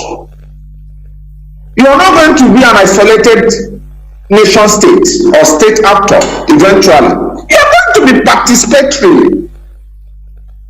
So it is not begging. It's not a sign of weakness in any way, but is acknowledgement of reality. And reality supersedes illusion. It's as simple as that. Mazi, that is what I have to say on that. Of course it is. Reality supersedes illusion. Our people do things on sentiment. They think, many of our people think that with sentiment you can achieve something politically, but the answer is no. It is not reality. It is not true. As you rightly said, we are living in a world whereby we have to relate. That is the truth about it. So our brother Mazi is a Chukwudi. It is not that we are all crying that for help, that we are crying as if we are helpless without the assistance of the West.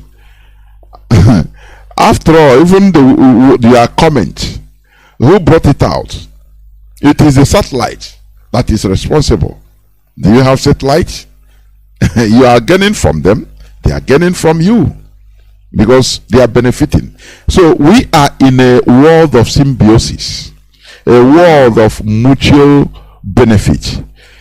Your ability to portray yourself and convince by actions and or inactions, by words or by actions, anyhow, convince the world community, which is what you are doing, that the emergence of Biafra should not be regarded as a threat, of course, to even the British economy. One time, I think our leader was interviewed one time, I've forgotten by who, and I think by Dele Momodu, yes. He said it, reiterated it, that look, Britain, the West have more to gain in this Biafra, a restored Biafra that is progressing, where people's purchasing power is high. Imagine, for example, you see people will be making more, our way of living will be higher. You will have enough money. More people will have enough money to buy something like, say, cars, even foreign cars, new chassis. Not all these used cars that are being used for 10 years in Britain. Now the owner want to throw it and they find a place. Maybe somebody will buy it for £200 and bring it to Nigeria. And you are bragging that you have a new car. But how much is Britain making? When a car is use the car that's supposed to be thrown into the garbage, then somebody just bought it £200, or in Germany, €300, €400. But because the people, they don't have that purchasing power, there is misery. So that is what they can afford. And how many people are buying? When you check statistically, where like Toyota or like even Jaguar, all these Bentley, all the big cars, where they are being bought most is where their purchasing powers are very high. Mostly people that are rich, countries that are developed. You see that the other countries make more money because people that can buy can afford it. But in a place like Nigeria, where you use the television, every garbage is being sent to Nigeria. It's not to the country's benefit, economically even. When Biafra is restored and things are working normal, people's way of people's living standard will increase. The standard will increase. Many people can be able now to afford even luxurious goods more than now. You understand? You understand it? Check how many people in Nigeria can afford to buy chassis Mercedes car from Germany. Chassis, not a tear-up. How many? All these are what we are proving, trying to convince the world that you have much to gain. When Biafra is restored, we are working hard and seeing the result of our work. Our standard of living will increase. We have more purchasing power. Go to the Almajiri. How many of them can afford a bicycle? How many? They are, you see that poverty is poverty stricken. If you have 1 million people, maybe only 20 can afford to buy cars. Only out of 1 million. But with a good country, if the country is organized, developed, out of 1 million, almost all of them can afford to buy new cars directly or through higher purchase, working and paying. All are the same. So jobs, people that are manufacturing those new cars will employ more people. It will create more jobs. That is it. But they want to subjugation. Now, Mazi, I want us to go into some news headlines, please. There is we see suspected herdsmen kidnap 15 villagers in Enugu. Yes. Enugu. This is today's news. Suspected herdsmen kidnap 15 villagers in Enugu. What is happening in our land? Like I said, this thing that is happening, herdsmen, every time they kill in Enugu, others, as far as Bayelsa, as Iguacha, they will feel that, no, it's happening in Enugu. It's a very big disease. Mazi, Go on, please. Go on. A lot of things are happening in our land, but sadly, our people tend not to really understand things that are playing. The truth is this: the terrorists are on materialistic advantage or material advantage against even Nigerian security structure. So the federal government admitted that after the terrorist attack Kuje prison, they admitted that the terrorists were using a higher firepower. Why is it so, Mazi? Can you dive in? Why is it so? Nigeria is a country normally. Why is it so? Now, the truth is, if you understand how the terrorists operate, I want us to be objective and as much sincere as we can on this issue. The terrorists always procure their arms from black markets. And because they go to the black markets, they don't observe or respect international laws on arm procurement and arm usage. They have no respect to Geneva Convention because they are non-state actors. Non-state actors are not bounded by international norms and obligations. So they can procure whatever they like, whatever they desire, and use it, not minding various rules and regulations of arm usage. They don't care, but they are not state actors. They are not regulated by any conventional system. Mazi, let me come in here, please, because what I want to put in here is this: the advantage of the Fulani terrorists in Nigeria, the upper hand they have, simply put, is because they are being helped by the government, the Nigerian government. If you want to say elements of the Nigerian government is infiltrated, because there is no way a non-state actor should be having higher firepower. No. That is, do you remember many times the Nigerian military personnel will be crying that look, that they are playing politics with their lives. Military personnel. Yes, you're quite correct. They give them contradictory orders because they favor the terrorists. Do you understand me? They favor. They carry. Look at the last trending audio made by military personnel. An Hausa boy. He saw something that traumatized him, where the whole armors, weapons, Nigerian weapons they are acquiring are gathered in the Boko Haram territory, inside bush. Somebody is helping them. People are helping them. Some time ago, or many times, they use a helicopter. Nigerian Air Force. Yes.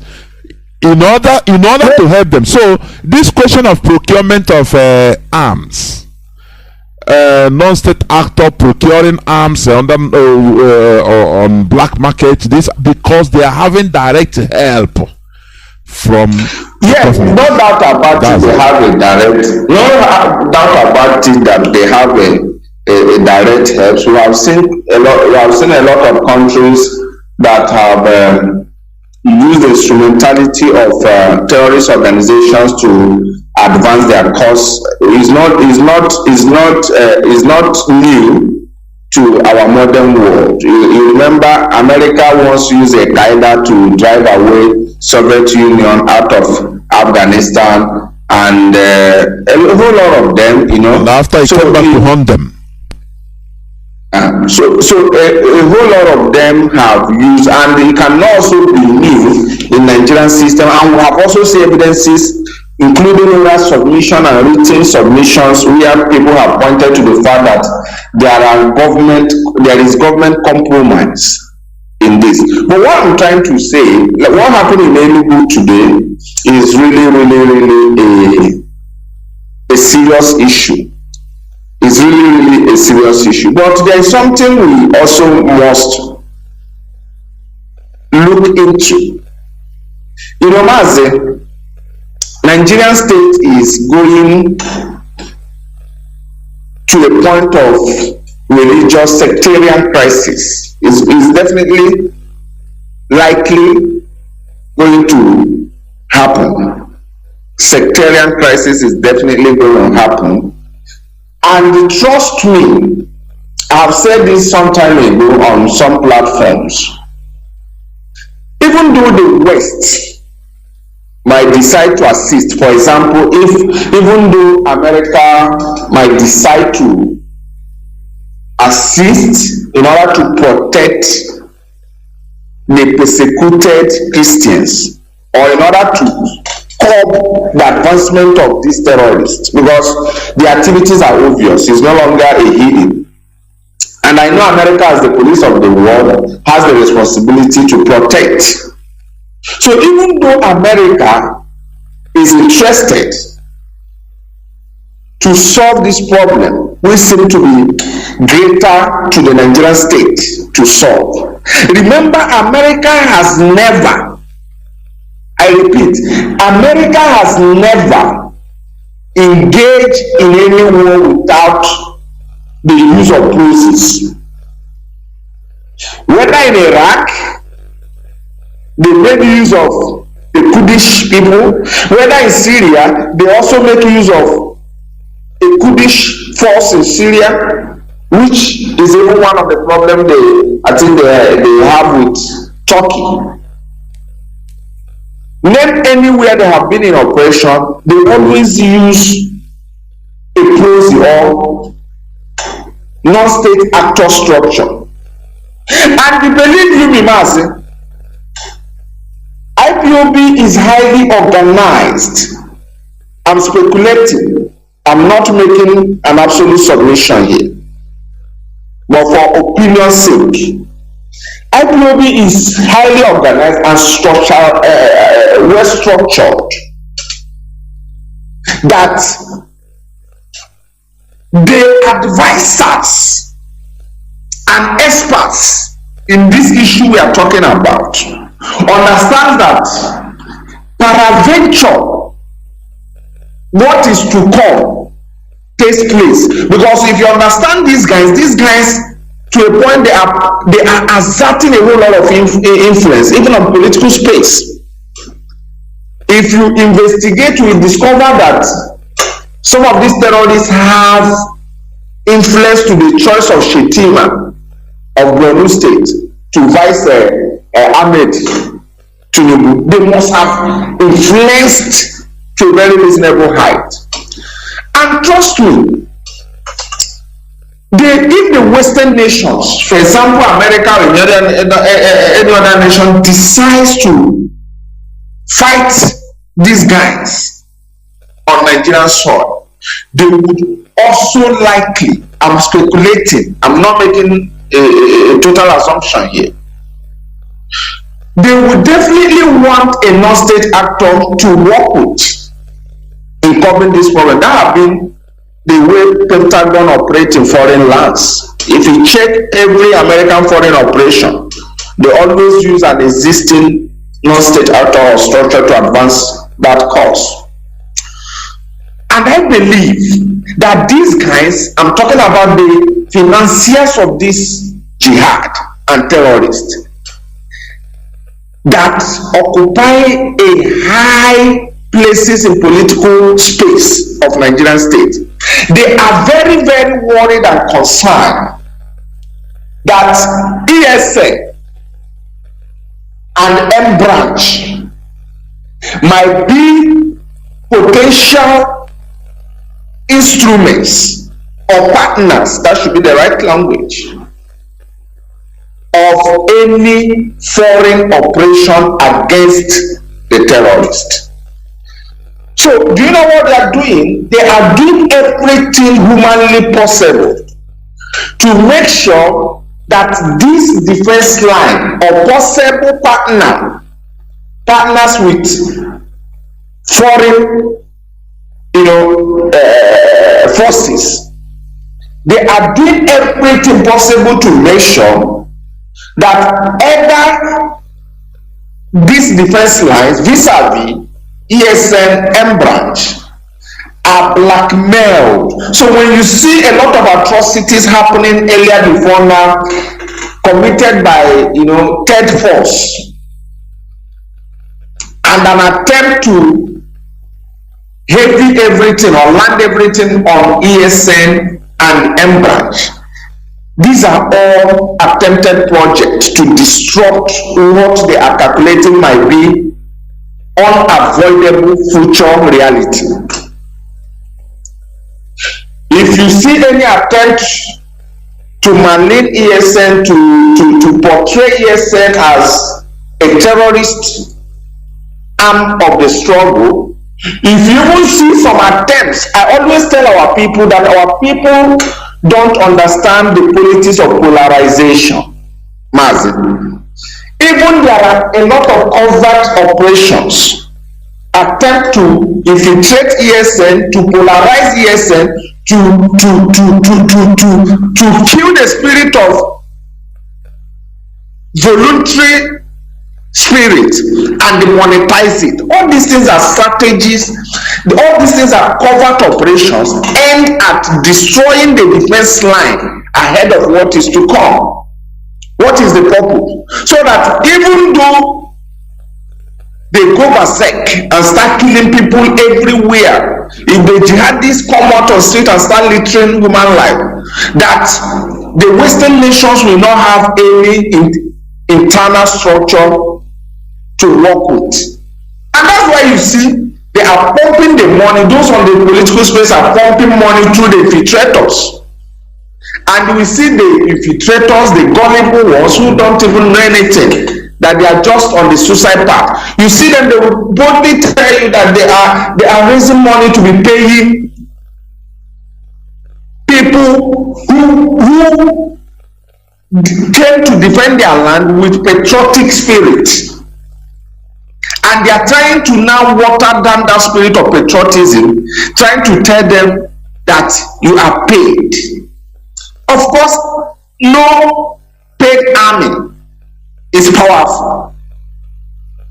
The most sophisticated military on the surface of earth is a voluntary army. So all these things you're seeing, I believe I'm not in a better position to speak because in this struggle I have specialized extensively on media. So those of them in security are in a better position to speak. But if I'm to say, if my opinion matters in this ground, I will say that Enugu used to be a highly sophisticated front for ESN. Enugu used to be a no-go area because it's a boundary part of Biafran land. But you can see, because there are attempts by some elements to use the money they were paid to disrupt everything happening. And of course the gullible ones are riling around them without knowing anything, endorsing their own destruction.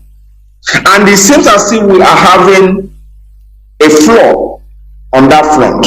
But nevertheless,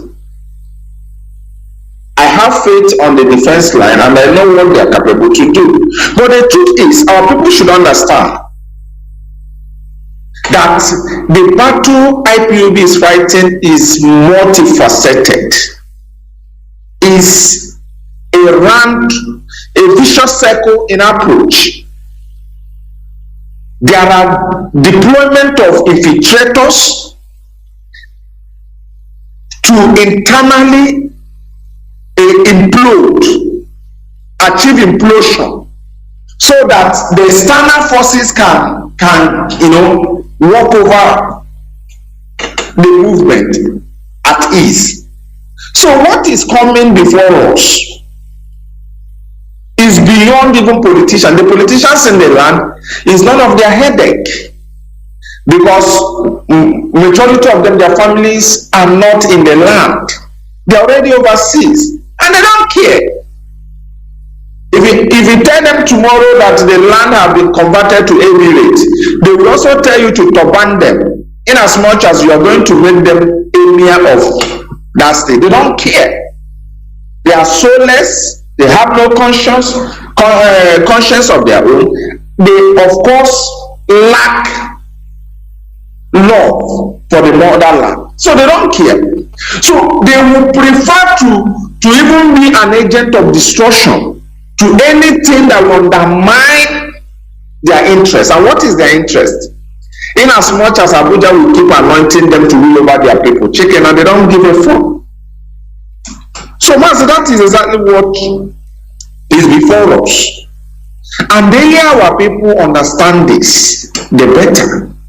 The earlier our people understand that the only defense line we have is ESN.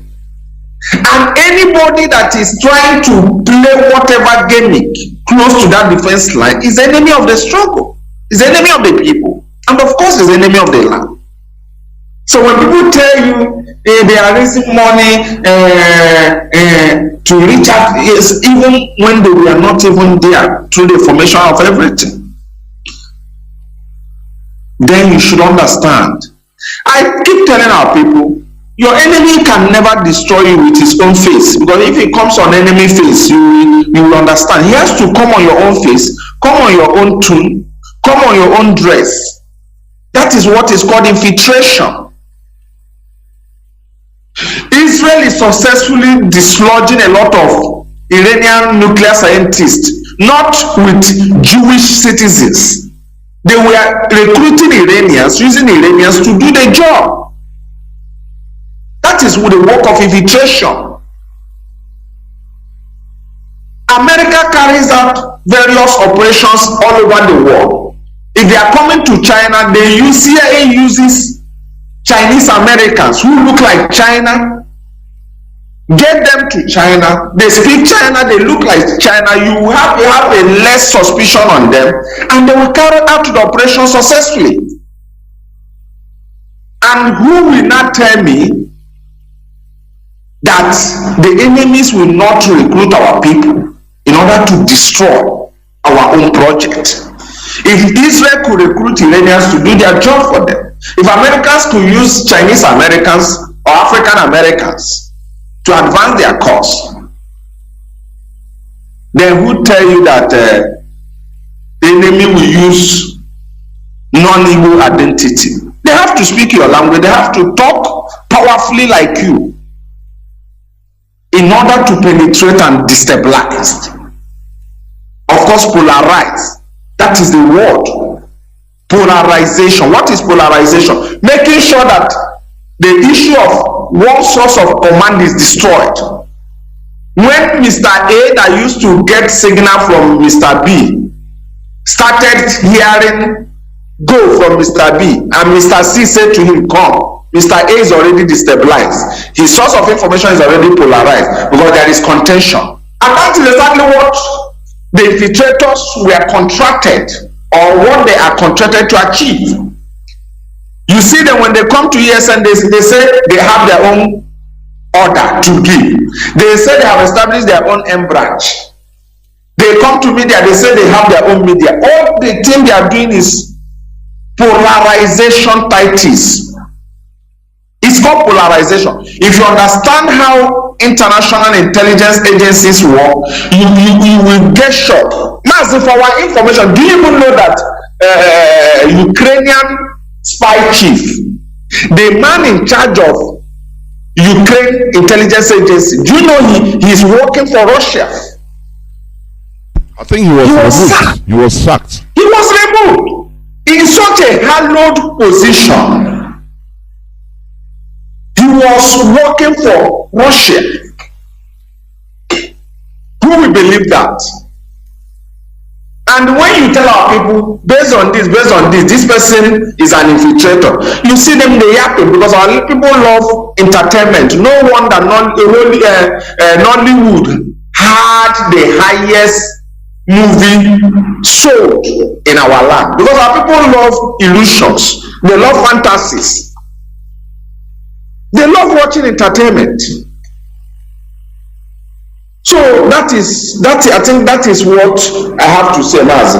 And another thing, when we talk about people working for the enemy, some people, even on the other side, will be saying, some of them will be saying, no person, they will look at themselves and say, no, but no person have contacted them, no government agent is paying them. But let me say this, sometimes you will be even working for the enemy without knowing it. You think that you are doing it, for yourself. The enemy, what they do, they promote you. They will not even, they will see, once they see that what you are doing is, they will just be promoting you one way or the other. Through the comment section. Through pretending to love what you are doing, and of course, they will be bringing money, funding you. Oh, I love what you are doing, so continue, keep it on. You think that, you don't know the person. You don't know that these people are working. You become encouraged more and more, but that is why they are using you. Intelligent intelligent officers, they can use even criminals to achieve anything. They can use anybody. They can use anybody.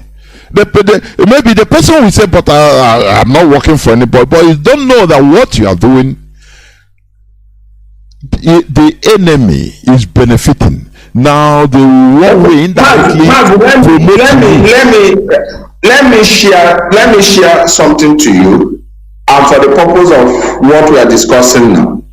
Some time ago, I had a call. Our people, some open doors are open traps, and this is what our people don't understand. Some open doors are open traps.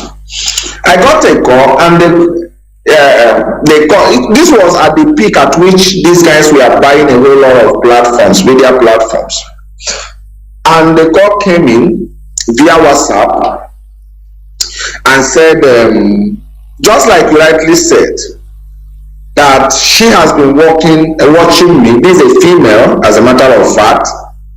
That is how intelligence agencies work. Sometimes they use gender in order to soften your suspicion.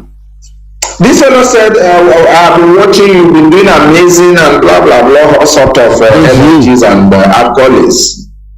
Of course, I always have my skepticism, while engaging with people.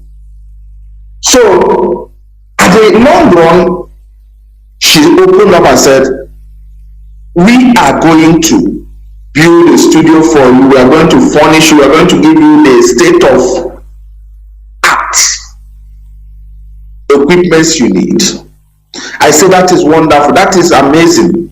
Thank you so much. I was just appreciating. Thank you for this person said to me, we are going to subscribe you for 1 year. We are going to, place you on certain income, remittance, so to say, on monthly basis. I said, okay, good, amazingly wonderful. I still have my reservation because I know the end will justify the means. He said, okay, a reverend father was to come from United States. Do you understand me? It has now moved from a less suspicious gender, which is a woman, to a priest. They have now moved to religious angle where you have less suspicion. He said, a reverend father is going to fly from United States. We are going to hand him over all these stuffs, and including the money.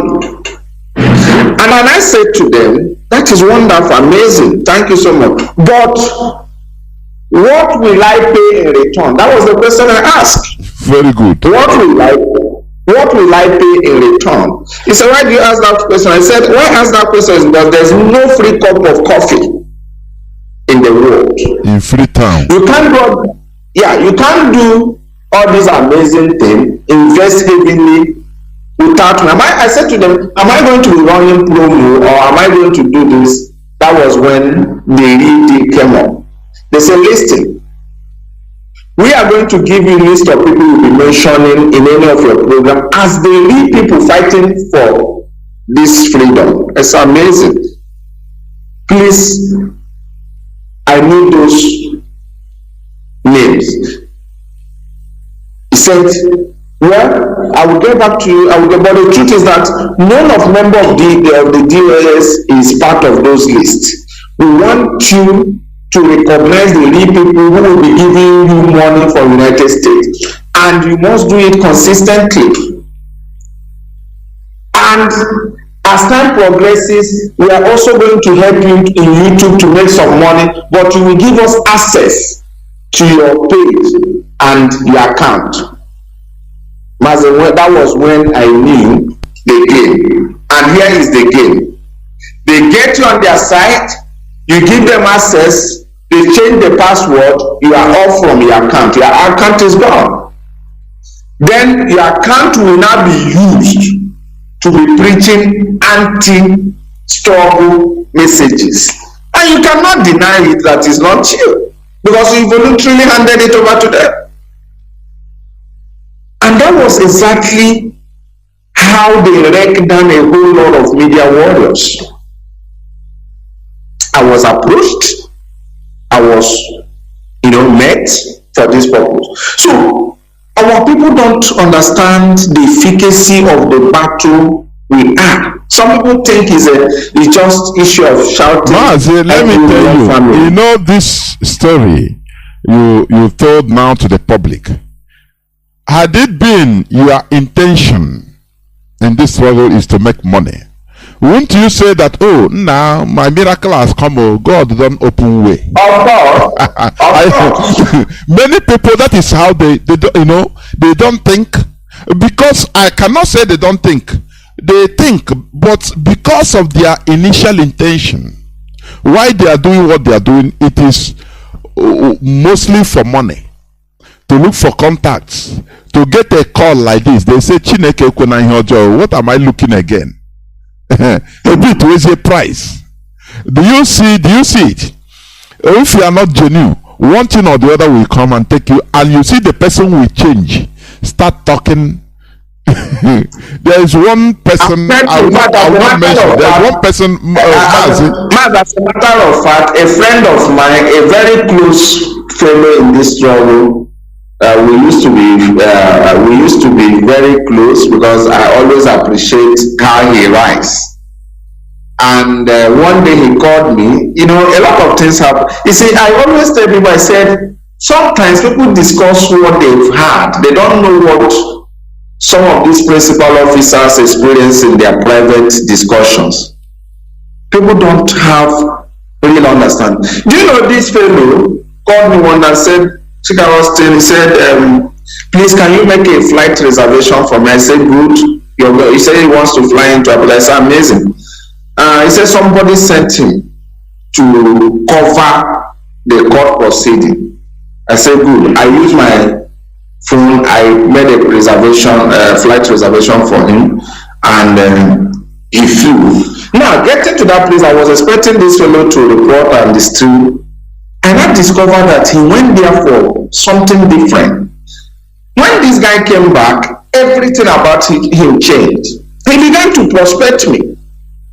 He started telling me that where I am is the wrong place, that I should join him, that something is greatly happening in autopilot or whatever. Ego is talking, money is talking, money is speaking. In my people, they believe that money speaks. That I should join bullshit works and see if I will not see change. That in fact there are a lot of fasts they have. I say, good. I'm not interested on the money, but if you furnish me with the fast you guys have against the DOS, I will definitely join you. Mazi is over 7 to 8 months now. The fat is not fast coming. But do you know one shocking thing about it?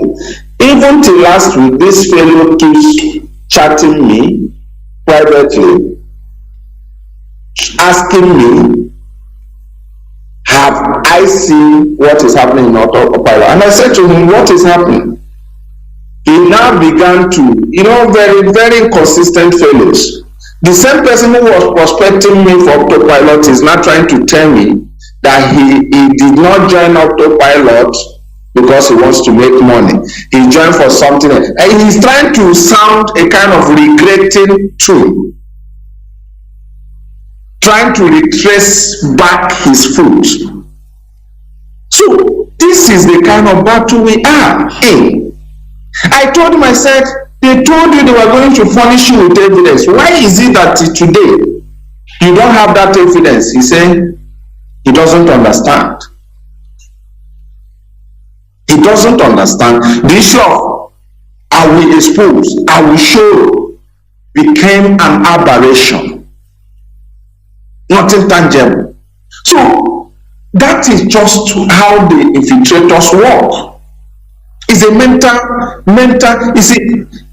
it's a psychological battle. A lot of people are insisting on their brains are reformatted because they don't understand how secret services operate. And most of us are victims of it. Most of us are victims of it. And some of us who realize, you see them, they break out. When they realize themselves, they break out and start forming another group because they are ashamed of retracing back, having said all lot of nonsense. So is the battle we are fighting. Is a battle we are fighting. And the saddest part of it is that these guys are scattered all over the world. It's a network. The recruitment network is continental. It's not just something you say they are already based in Europe. It's continental thing. And just imagine somebody who is at home and somebody in the United States rings you, promise you heaven and earth. It takes you understanding who you are for you not to buy into that garbage. And that's exactly what they did. They understood the importance of deploying their resources in countries like the United States, then now using that place as a launch pad against the operation. But one thing that is most important that every one of us here should understand is that this is a divine project. If it's man-induced, it could have collapsed long time ago. But because it is a divine project, in vain is the net before the fowler. That is how I see it, Mazi. Of course it is. Moving forward, because in a little while I'm going to open our lines, but before that, there is something, an information, a security information. You know, our people, our brothers from other states in Biafra land should stop being sent to Imo State to fight. Watch the pig in the creek. He has this contract. That is what he's doing. They will recruit our people from different states to come to kill Biafrans in Imo State, in Anambra, in the name of a Bubago or one thing or the other. They promise them one thing. They don't tell them the truth. You know, what happens in these few days is amazing. More than even over 150 people, indigenous, from Iguacha and some parts of Ejoland are recruited by Asare Dokubo and Owazirike. But they were slaughtered in Imo. They know what happened. They know what happened to them. You know, it's not everything that we say. Our people should stop allowing themselves, just like what we are saying. There is no free cup of coffee in Freetown. Don't think that, oh, you are traveling to Freetown because it's called Freetown, now everything is free. No, nothing is free there. When you are being recruited and being lied to, you are going to we are going to pay you 150,000 naira per month. We are going to deploy you, go to the Imo State for one operation, this and that. But run away. They are lying to you. They want you to go there, die. You understand? What they do, they bring people from all these places. Asare Dokubo is their contractor. That man, he is using the youths, Ejo youths, Igbo youths in our riverine area, Ibibi. He is using them, making money, furnishing, bringing them in order to fight, to kill our people. But they know, not every story can talk. Anytime you see Asare Dokubo, the pig in the creek, coming out to talk against Igbo, know that there is something that happened. Do you know that some of his so-called generals, they met their Waterloo in Imo State? There is one called, is it General Shark in Okobe? Another one, General Bhutan, is called General Bhutan. He is down. Because some of them also don't even know that they are bringing them in order to kill their own people, because we are all Biafrans. They will promise them heaven and earth. That is why when somebody promises you one thing or the other that is extraordinary, be suspicious. Do not use sentimentally jump in and thinking that your pastor's prophecy about your miracle has happened. Please, that is what people think. Oh, that my miracle my pastor prophesied last Sunday. Oh, he said before this weekend you will receive money that you don't know the source. Please, our people should remove themselves from this sentiment. They are contracting, bringing people from the coastal part of Biafra in order to kill their own people in the hinterland, just for the interest of the politicians, for the interest of their contractor, the pig in the creek, that Almajiri Pikin Mujahideen. Do you see what we are saying? Once you have different ideology apart from your people, you are gone. You are no more your people. That is why Asari Dokbo, he is ready to kill. He hates Biafrans with all his heart, his energy. When he can, he recruits people in order to come to our land to kill, to slaughter, but they meet their water low. They don't know that IPOB is everywhere. Any movement we know. Look at what they did, Ebubago did in Imo State, in our member. I played the clip of the wailing. Our people should understand, we are in a war. People should understand, we are in a war. You know, peace, looking at, you see, how do they say it? Peace is not the absence of shooting of gun or war. No. We are in a war, concentrated war. Even our young youth should understand this.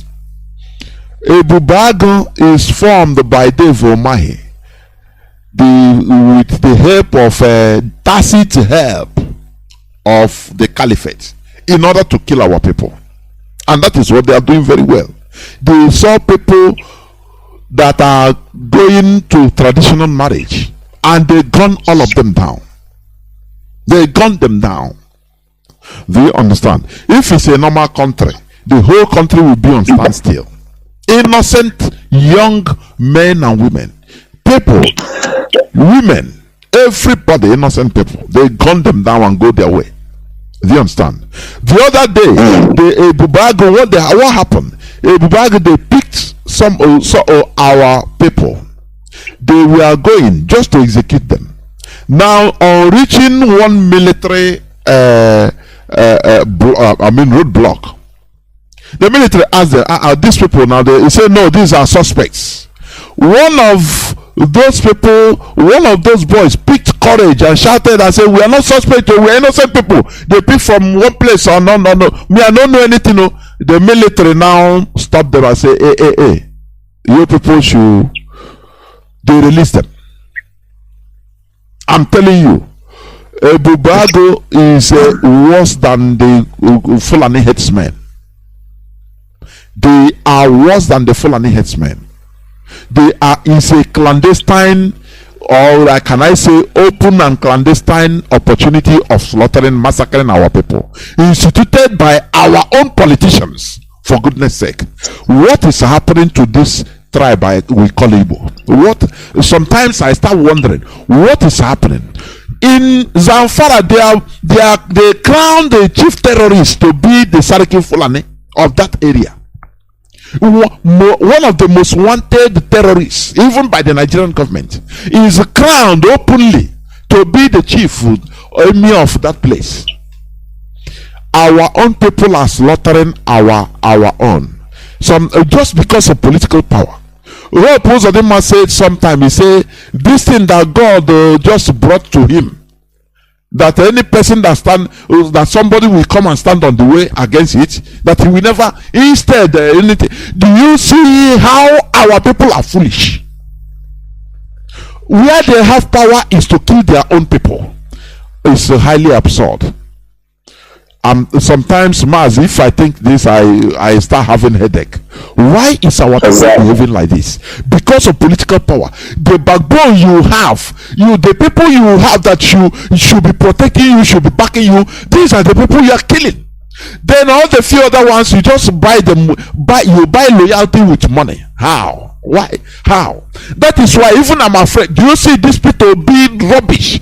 If Peter be enter there, he will slaughter and massacre our people. I'm saying it with alacrity. I don't mince words with it. Because he have to prove to the caliphate that look, he has to prove to the British that put him, because they want him. Are you Biafra? Are you Ipob? He said one time, he said verify. When they asked him that question of Ipob, he said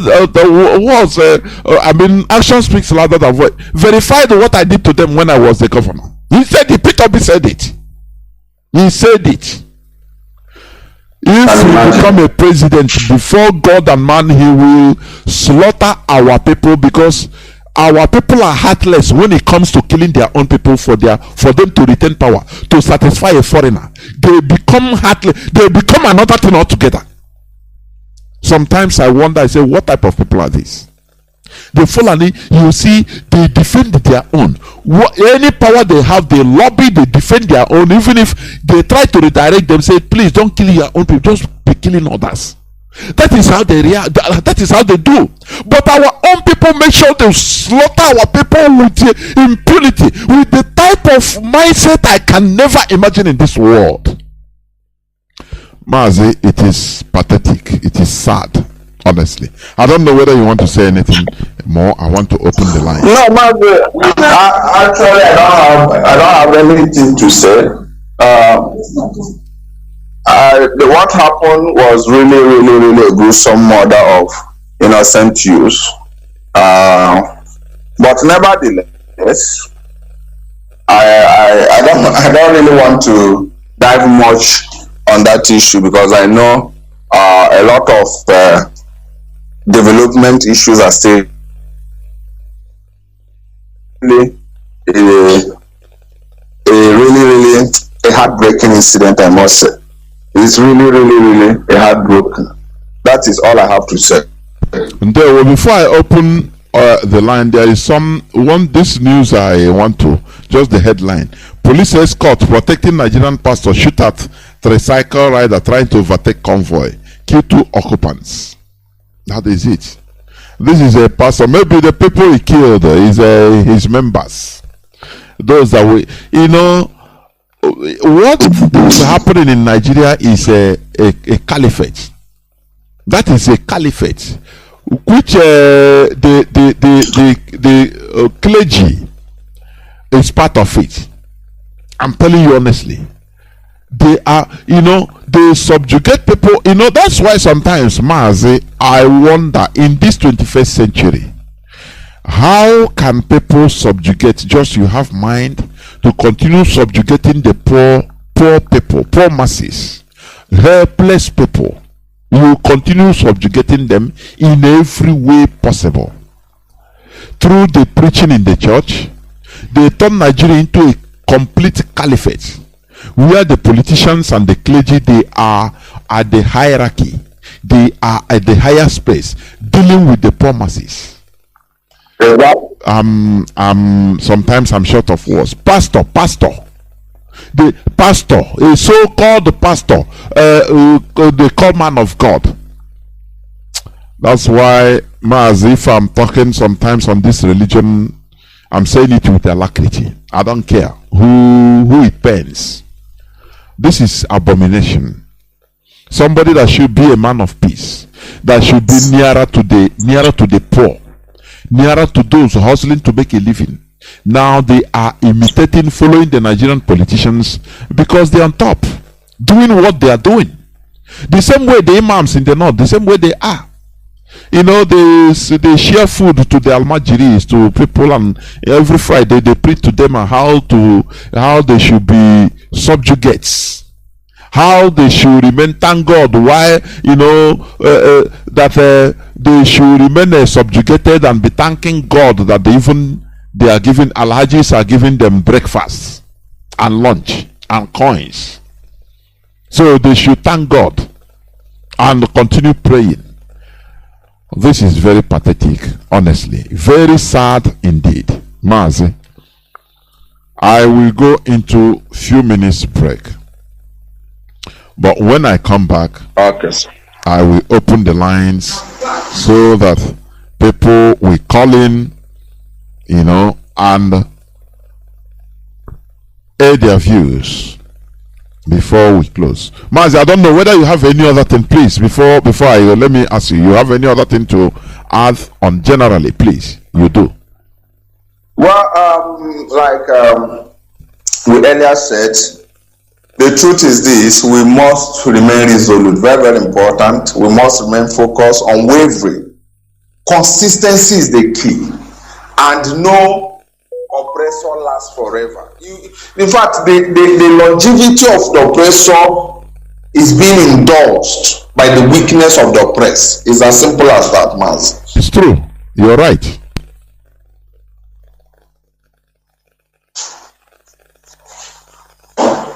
That is all I have to say. Okay, thank you. Just what you said, you were right. Why operation is going on in Nigeria with impunity? Do you know the reason? Because the oppressed are weak. That is the reason. That is the reason. Very, very weak. Very weak. Sometimes it baffles me. You see people defending politicians on social media. You see their comments, you bow. Defending, anyway, it's not his fault. Anyway, he is not this. And I wonder, I say, what is happening? The oppressed defending the oppressor. That is why they conduct the activities with impunity. Kingdoms doesn't last forever. That is what we should understand. Kingdoms. We study or we read in history now the Babylon Empire, Roman Empire, Persian Empire, Median Empire, this and that empire. All of them, where are they? They are now something you see in museum, excavation. But during their time, they believe that they are gods. The people, they slaughter people at their feet. During their time, they think that the whole world is at standstill when they come out to talk. That is one thing I used to remind the United Kingdom. They should remember that kingdoms rise and fall. It doesn't matter what it takes. No kingdom has stayed forever. It doesn't matter. Look at the great Roman Empire, the big Roman Empire that conquered the then world. Look at where they are confined today, in the Holy See. How many kilometers square or even meters square? It's not up to 10 kilometers square. They are confined. A whole Roman Empire. Now, that time, if you talk, you die. They manipulate countries, they manipulate nations. They are being feared. But today, look at where they are confined today. That is why, when you are doing something, remember tomorrow. Our suffering will not continue forever. We have taken it as a duty in order to put a stop into this subjugation. The caliphate, the Fulani caliphate, and they should understand that there is no permanent friend, no permanent enemy. Britain is using the Fulani caliphate, and they think that they have it will be forever. A time will come, Britain will be seen them as arch enemy. I'm telling you, it will happen in this world. That is how the world is. In the world of politics, anything can happen. After all, Saddam Hussein was a great friend of America in his time. He gassed the Kurdish people. They used him to fight Iran. He was enjoying everything, thinking that he was larger than life. But the time came, he fell out with the Americans, and they turned against him. They are the people that killed him, isn't it? So, This is a funny world we are in. the Fulani Caliphate think that they are all and all. They can talk with impunity. Senator Bukachua can say anything against the Igbos. No problem. It's not hate speech. BBC we support him. Even the way they present it, they will correct it, make it palatable for the people. That no, it's not hate speech. And he grows more wide and say yes, Britain is supporting them. A time will come when Britain will see them as an arch enemy. It will happen. That is where I'm going to stop and open the lines so that people will call in to aid their views on general issues. If you have any information also on the current affairs, what is happening in our land, how they are massacring our people, you also let us know, please. We must continue. Please, I will be right back. We go into just a few minutes break and I will be right back. Don't go away, please.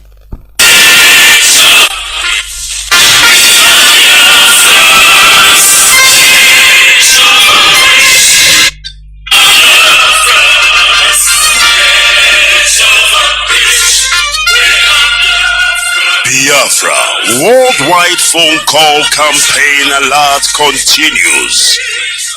BBC, a propaganda machine and racist media set up by the Great Britain to oppress the oppressed people of Biafra. BBC, your media war propaganda of 1967 that led to the genocide of over 3.5 million Biafrans, men, women, and children, did not stop us. Do you know why? Because we are the sons and daughters of the great lion from the tribe of Biafra. Our minds are made up. Your shenanigans, antics, and fake gutter media will not stop us either. We must and shall restore Biafra. Biafra worldwide phone call campaign alert continue. Now pay close attention. Be polite when you call BBC and use the following prompt when you call. Hello, my name is. You tell them your name.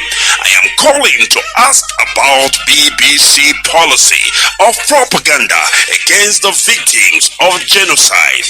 Since you are obsessed with telling lies about Biafrans, here are 5 more questions to consider. Now, this is the question to ask BBC. We are witnesses to BBC racist coverage of terrorism, implying that black Africans' lives don't matter. Yet the same BBC rallies the whole world at the slightest terrorist incident in the United Kingdom. Here is the second question. But when it comes to Nigeria, BBC not only hides terrorist killings, but they slander the victims and survivors of terrorism and genocide. The third one. When will the grand patrons of lies and hypocrisy, the BBC Fake News Network, make a documentary about the daily slaughtering of Nigerians by Fulani terrorists and the government of Nigeria, whom you protect, so that London may plunder Biafrans' resources? The fourth question. Is the oil and gas of Biafra the reason that BBC is obsessed and terrified by the agitation for freedom by the victims of 400 years of British colonial thievery and crimes against humanity?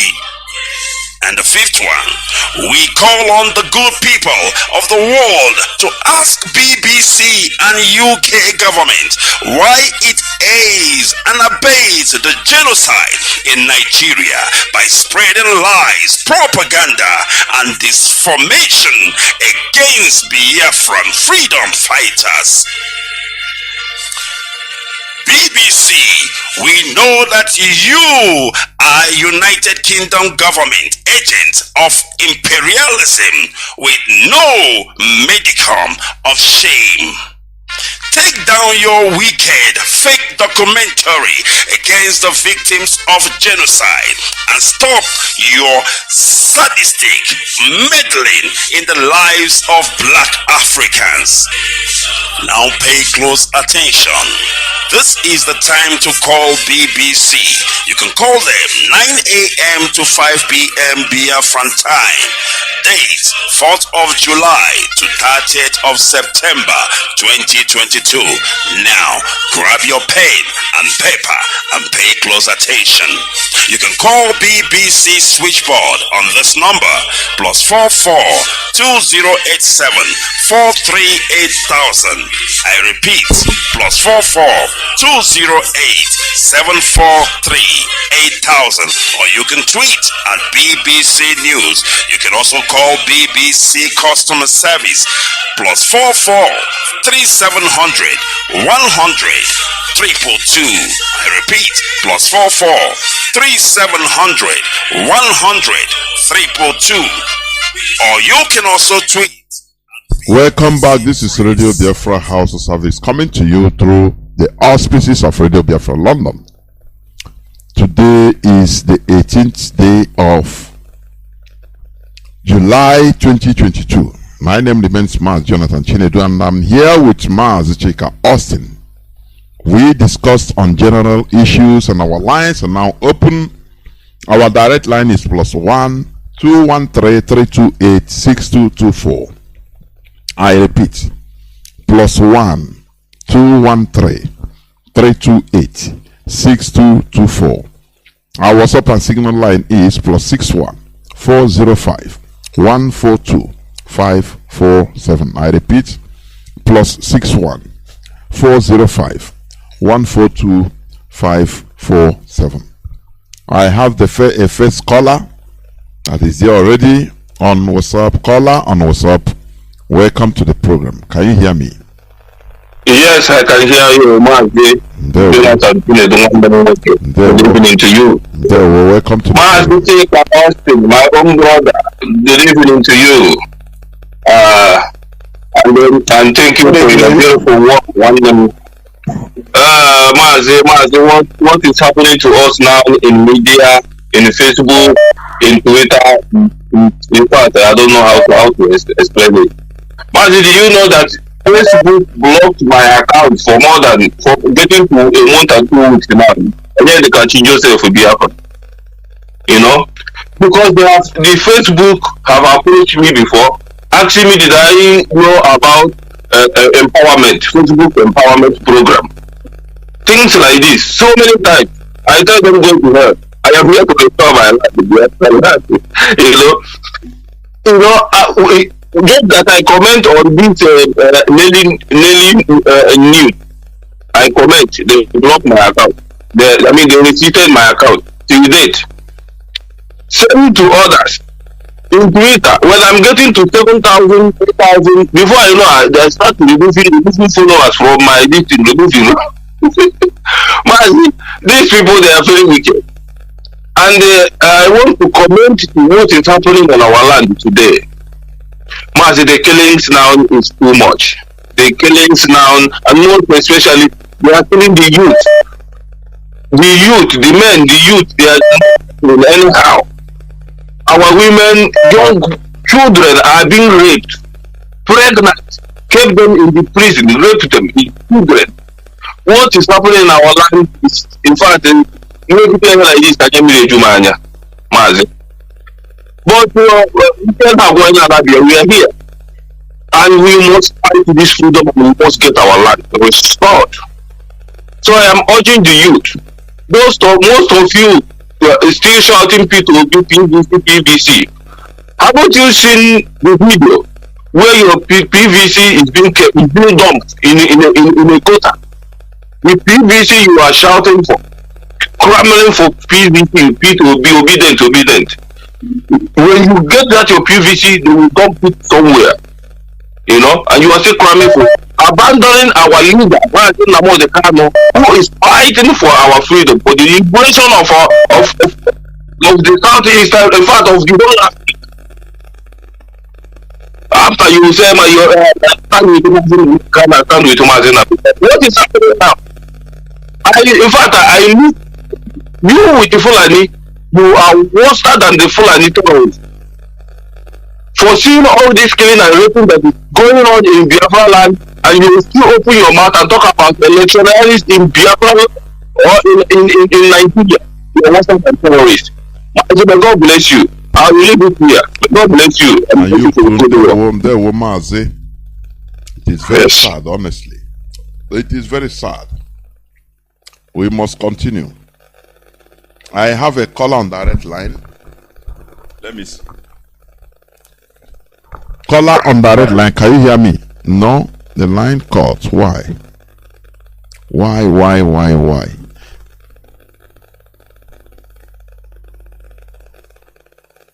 Caller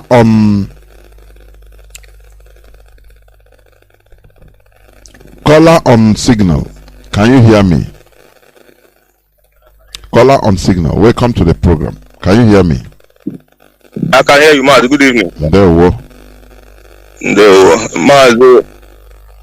Mazi, I greet you, Mazi, Chief for asking. You're doing a wonderful job. Good evening. Mazi, I want to say a few things.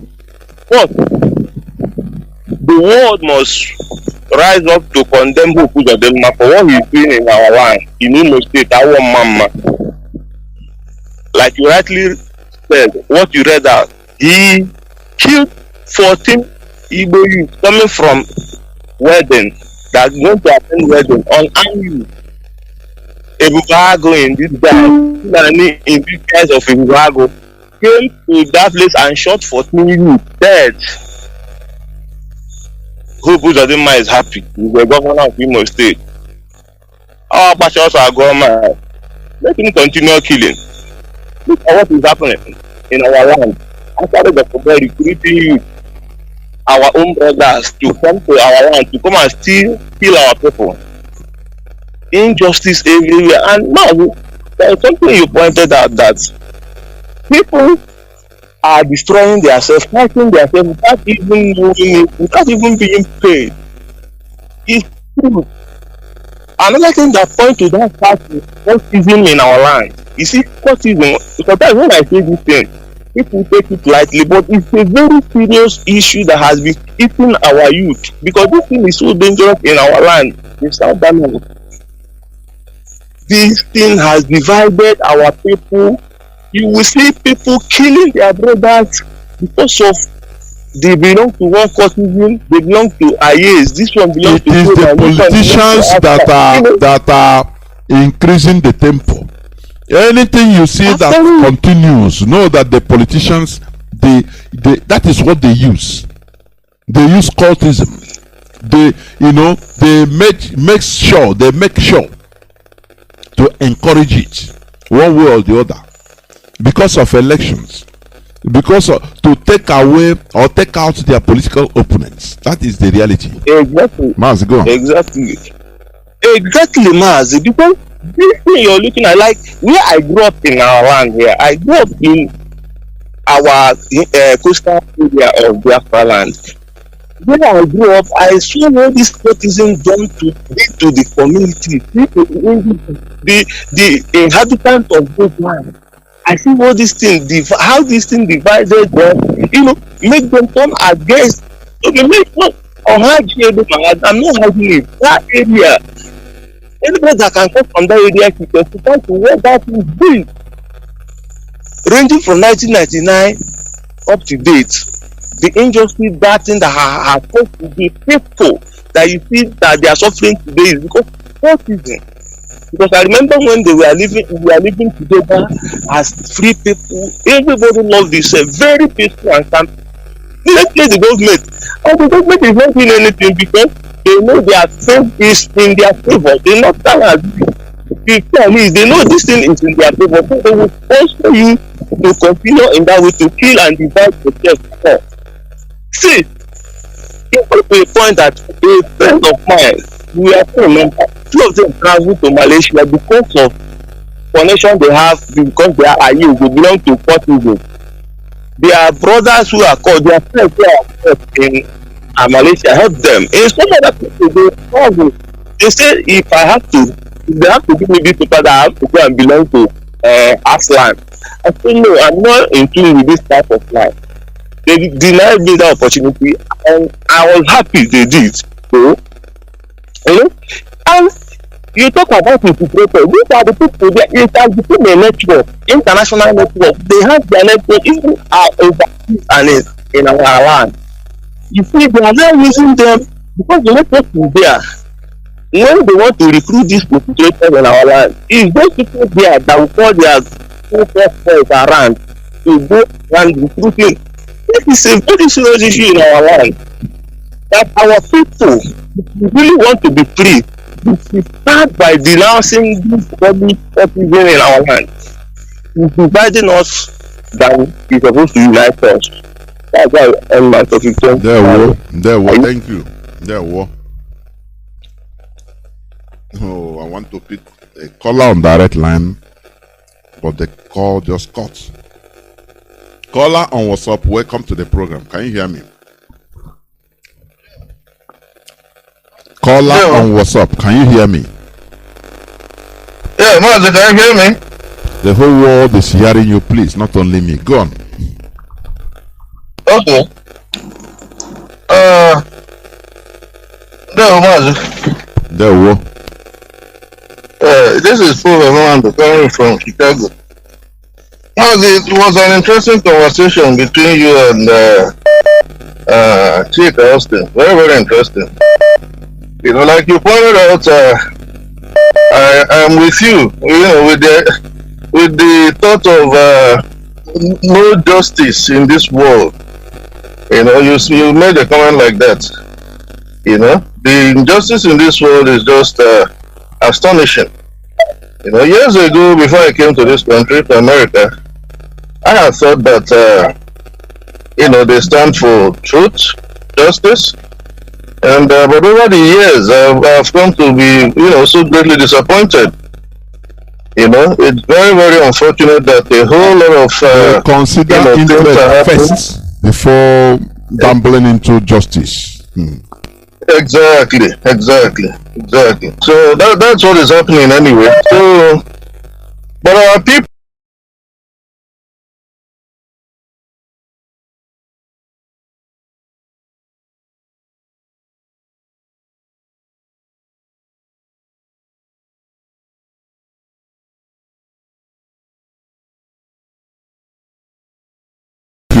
There were.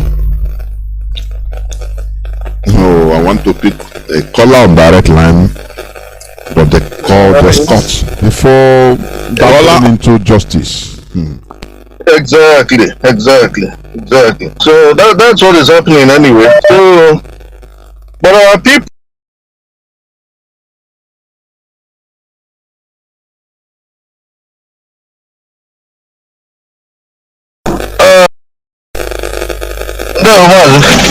There were. This is Paul Nnamdi coming from Chicago. It was an interesting conversation between you and Chika Austin. Very, very interesting. You know, like you pointed out, I am with you. You know, with the thought of no justice in this world. You know, you made a comment like that.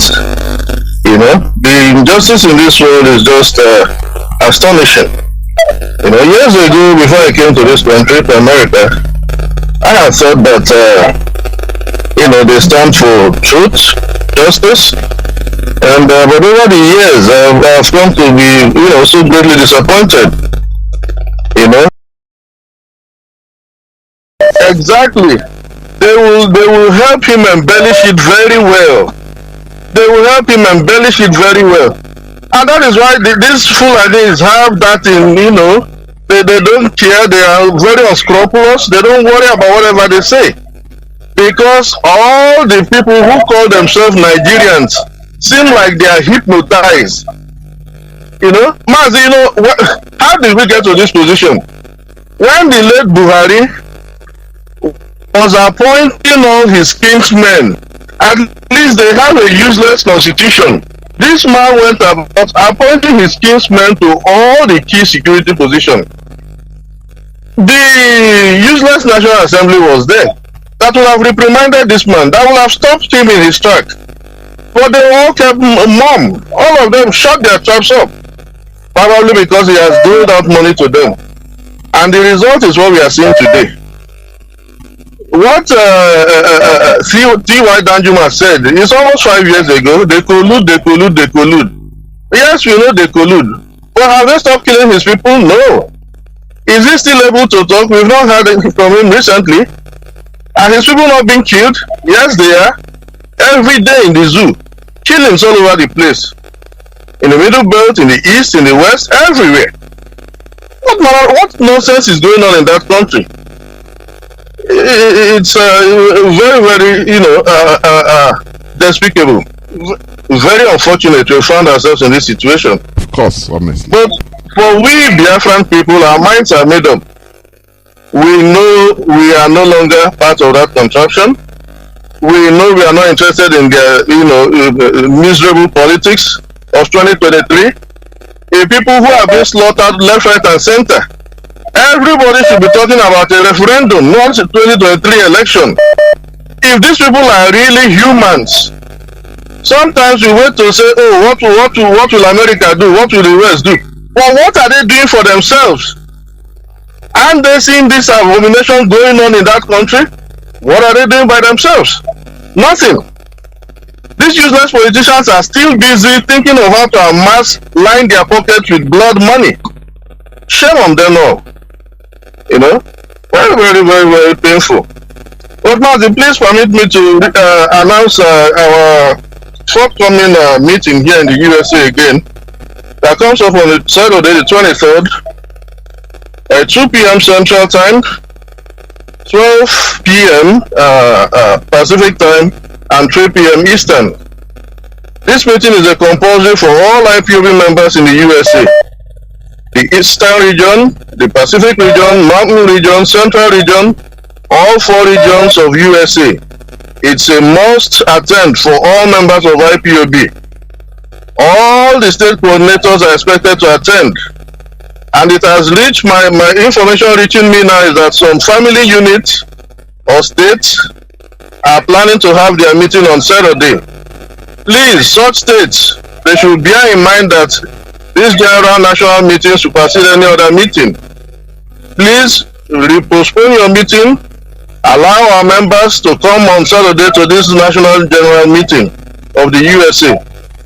Those of you who believe in our leader Nnamdi Kanu and the Directorate of State headed by Mazi you must attend this meeting.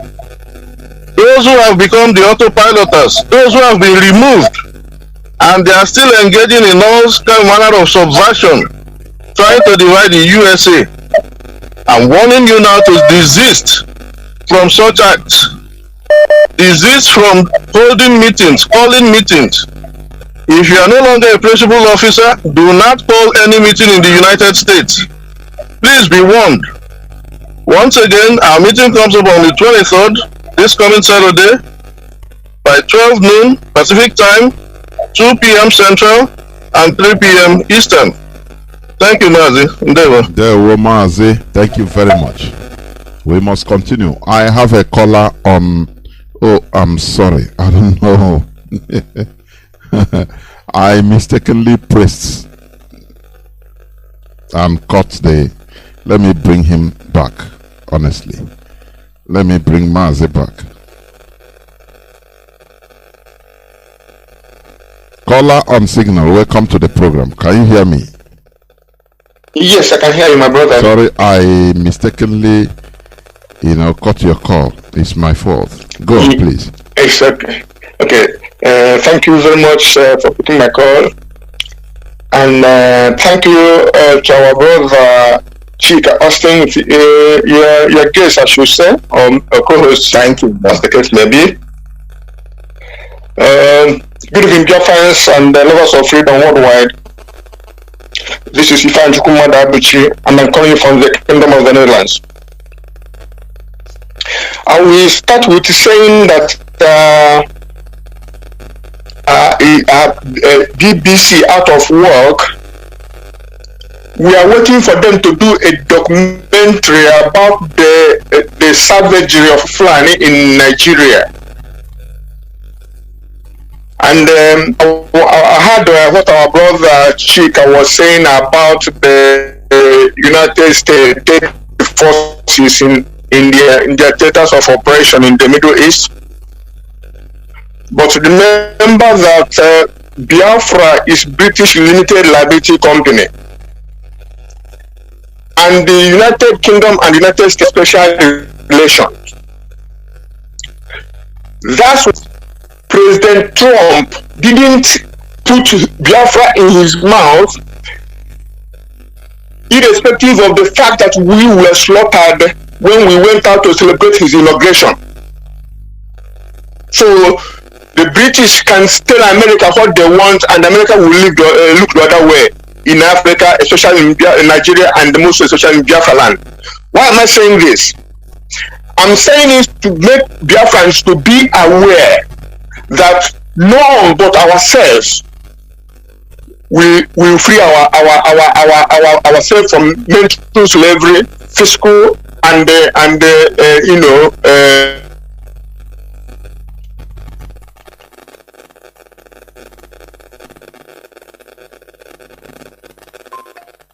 Mazi, are you still there? No, I don't know. I think it's a network failure. I think, Mazi, you come back, please. Caller on WhatsApp. I think it's Wada Marian. Can you hear me, Wada? Yes, sir. Yes, sir. Good afternoon, Mazi. How are you? Welcome to the program. I'm good. And you? Thank you, Mazi. I'm doing well. And Mazi, good afternoon and day well to Mazi Austin. Thank you. Thank you, Mazi. I'm listening to the brilliant exposition you guys have brought today, and a lot of things caught my attention. I'm not going to be able to dispense all of them, but let me pick the ones that I think really struck my chord. Number one, this is how I'm going to start, Mazi. The two Mazis. What the Nigerian government is not understanding, and I'm basing all this based on the statement made one by Kwankwaso and the other guy, I can't remember his name, the one that said that if P2B wants to be the president, he can only be president of Biafra. The Boko Haram commander. Okay, yes. So based on these statements, that's how I began to, and then listening to you guys today, I began to form this, this thing began to hit my core. There is something they are forgetting, because I believe that basing their argument or whatever they projecting or purporting or spewing out there based on the former event, which was the so-called civil war, which in actual sense was genocide. Okay? But these are the variables they are forgetting. One, at the time that civil war or whatever they call it was fought, a lot of Biafras were not dispersed like we are dispersed today. So we didn't have people agitating or promoting or propagating the feelings or defending or letting the world know what was going on in Nigeria. So what happened was that Nigeria had an upper hand in disseminating information. They blockaded us like you guys rightly use. It wasn't just, they didn't blockade us just by food. They blockaded us through information going out for the world to know. So that is something going for us today. So because we are dispersed, even though our disparity, they created it and they thought it was going to be against us. But I'm telling you, if we pay attention, it's acting now as an advantage, because if most of us are not in diaspora today, look at what is happening in Nigeria, in Biafra land, in Nigeria. People there cannot do that much, but because we are out here, we can do a whole lot, which we are doing right now. Remember, the Jews had the same element. That's why I'm bringing, because I'm trying to tie up what you guys treated today to see that the project we are in now The Biafra we are pursuing now, this is the time to come. So that's why I'm trying to draw this element. The disparity of the Jews, the disparity of the Biafra scattered all over the globe. Number two, excuse me, which is giving us the Biafrans, who's supposed to be our elite, because now they have positions or have think they can get position in the Nigerian project. That is why they're keeping silent. Let us remember, if any one of us is a student of history, Mazi Jonathan, I know, and Mazi Austin, listening to you, I know, because I've listened to you for some other time. You're a student of history and international politics. It happened to the Jews too. That was how the Jews, the elite of the Jews at the beginning of the genocide, were used against them. And when Hitler was tired, he came to them, and that's when they realized that a Jew whatever emitted to one Jew affects the other Jew. That's number two thing. Number three, we have to look at again the silence or the intentional silence of the British people. Don't you know, when it comes to Mazi's extraordinary rendition, they don't want to do anything. They're looking the other way. Let's remember that even Jews, the Britain did it during the when the Germans were prosecuting the Jews. America even did it. A famous incident is when about 900 Jews left Germany and they were at the shore of America in a ship in Miami. They were turned back because it was like the whole world galvanized, just like what they're doing today, against us. Okay, they were against the Jews getting their freedom. They were like in total cahoots, directly or indirectly, to make sure that they were slaughtered or they were not even raised their head. They were turned back. But you know what that thing brought? Because I took African American history here. That's why I have the knowledge of this. What happened? That was one of the things. The guilt made the Americans today. That is why they have this open this thing arm they have with the Jews. Because at the end of the day, when that ship was sent back, a lot of them, the Jews, were dispersed to different parts of Europe, and a lot of them were killed in what we know as Holocaust today. That's what is happening to us. So the silence of them against Mazi, they don't want to say anything. Mazi, let anybody go and mark it somewhere. Mazi is not going to die. It's going to come out. But it's going to be a shameful thing to them because one, like two people rightly invoked, this man is a British citizen holding British passport. Because a time will come as this thing continues to go on, and Britain are aware of it. Those people are starving, they know what they're doing. Their people will start, as we continue to raise awareness, people begin to ask questions. Why are you not giving the same treatment you would have given to this man? Is it because he's black? This is some of the awareness we must be continuing to them, because I'm telling you, they're hearing us. Like I said, I have a lot of things I can bring, but I'm not going to overwhelm the system. Maybe I'm going to do a program on this. Another thing let me divert quickly to our people. So what I'm going to say that, and I believe that is why Mazi Nnamdi, smartly, if Mazi want to be Britain to come in, for him to be compromised and Britain to come in, Mazi would have done it. But Mazi, in his infinite wisdom, understand that if Britain can come to his help tomorrow, that means Mazi would have compromised them because they will give him a condition. And that is one thing Mazi doesn't want to do. He doesn't want to have any condition in the liberation of himself and us as Biafrans standing for. This is why we must continue to fight. We must continue to stand firm. In fact, he told us, I am in here because of you all. He's telling us, be firm, keep doing what you're doing, put in more heat. Because if Mazi had wanted to compromise, he could have compromised. But if you compromise, that means, if you compromise it, that means we are going to another layer of slavery. Because this is how these people roll. But I believe that as heat is going up, as we are creating this awareness, Mazi is going to come out and Nigeria will come. Biafra will come, I meant to say. We have to just be resolute. And you guys are doing a great job. Finally, let me just talk about it because I have a whole lot of points I picked up here. I want some other person to speak. I want to remind our youth what happened today in our mama is an outrage. Everybody should rise up their head. And I saw some of the youth shouting their protest in. Fine, I hope they will sustain their protest. They call it 1 million march. It doesn't have to be 1 million youth march. Whether it is 10,000, 1,000, 2,000, what is important that they sustain the effort so that they will galvanize other people. Because what is happening is our people is who is going to build the car. But I want to remind them Let them think back a couple of months ago when they were running around with the samples of them collecting free funds. They were warned. Nothing is free, just like Mazi said. There is no free coffee, even though you are in Freetown. There is nothing free in the world. You pay for everything. That is why Biafra is being cautious. That is why we have to emancipate ourselves by ourselves. Then those who want to be our allies can come and join us. Because if we allow them to come and be the one to liberate us, we're going to be their slave again. And that has to be very important. I'm going to stop here. I can go on and on. I have a lot of points. What you guys did today is stop provoking for somebody like me. I marshaled a lot of points, but I'm going to use it probably to make a program. Thank you so much, Mazi, for coming up. Thank you, Mazi Jonathan, for hosting it. You guys have provoked my thoughts, enriched me, enriched my mind.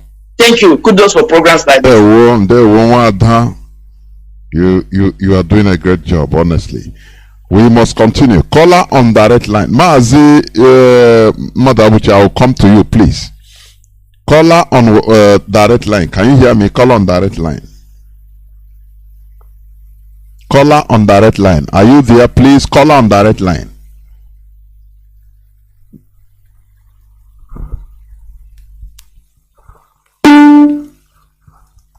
User busy. No. Now let me go back to Mazi. Call on signal, please.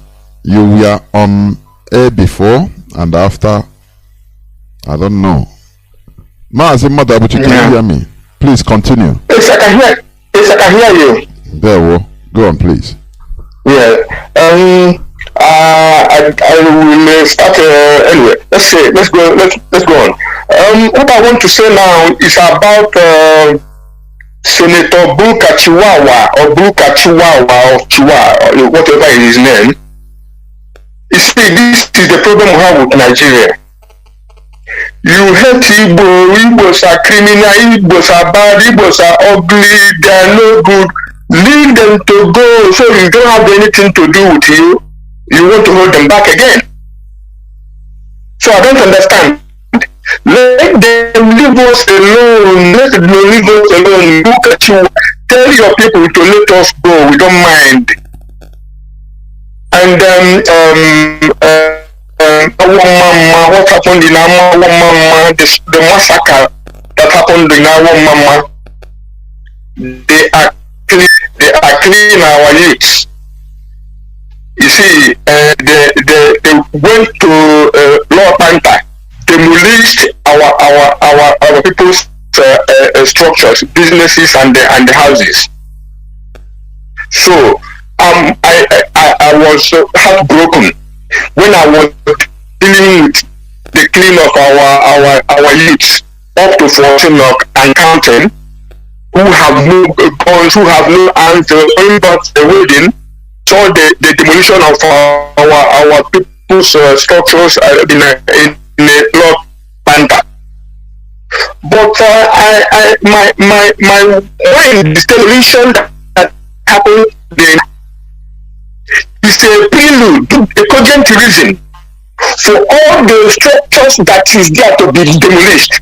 It is unacceptable that only the structures of Igbo people were demolished in Lord Panther and the structures of the foreigner were left. So let's demolish and burn down every structure in Lord Panther.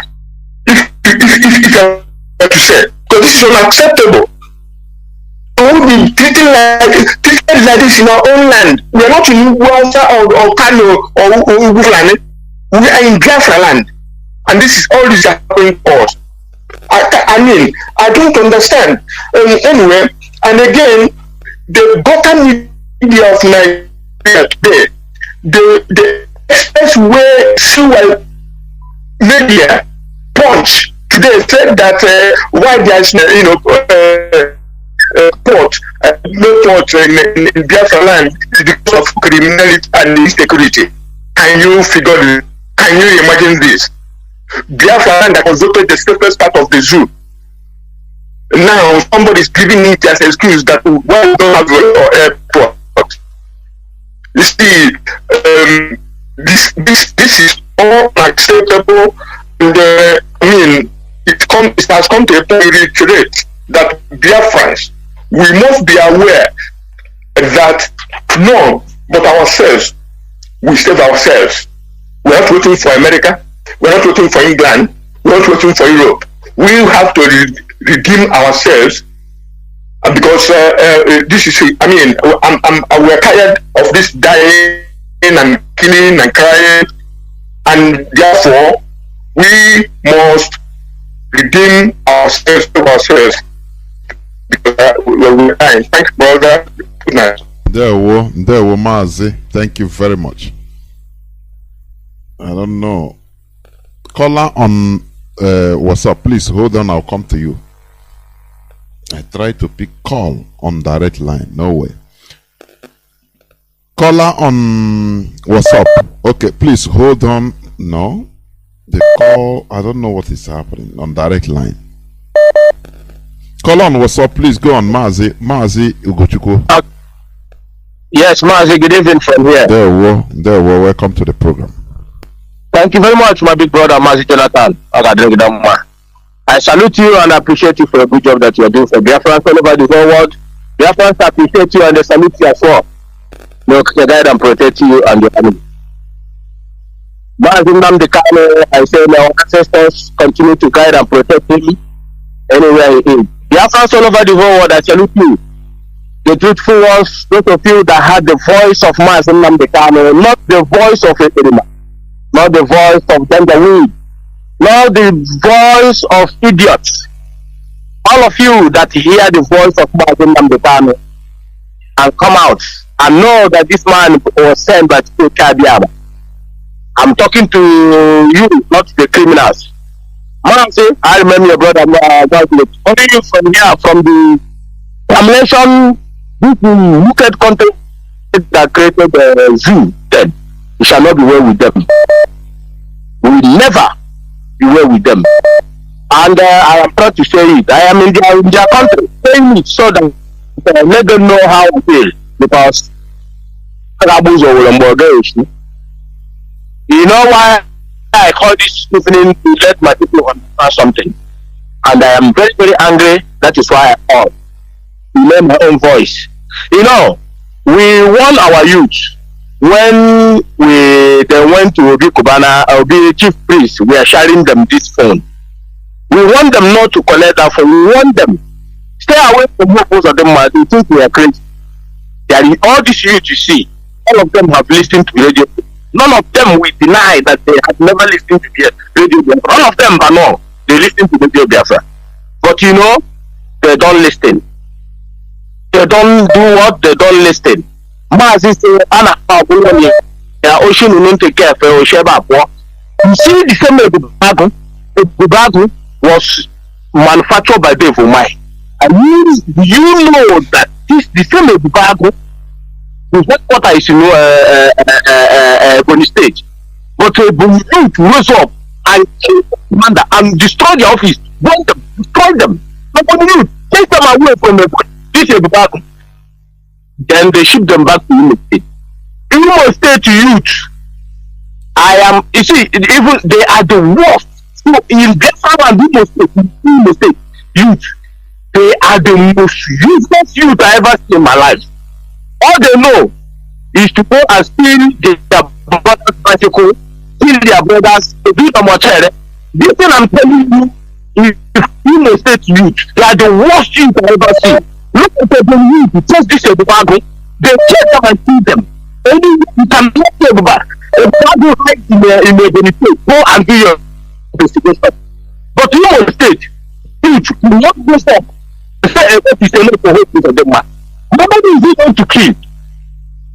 The British is been killing them slowly. Britain government marked today's date to how Fulani to go to war, to repeat what happened in 1967. Britain has reported not to target. Don't you know? Don't you know? That is their business in the zoo. The zoo will never remain. What did they tell them? Pick them one by one. Keep killing the 2, 3, 4, 5, 10, 15. Use Ebubagu and Fulani from Futajelon. Bring them, give them uniform. To Nigeria and tell them the best thing for peace to reign is to put the terror into Nigeria army. And they did it. Guterres what he cannot say in his content, he cannot say it. Because you know, anybody can come and buy. He said,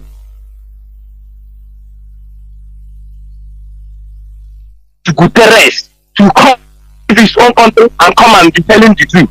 Put Boko Haram and this swap into Nigeria and they put the way they will keep the land. You see how the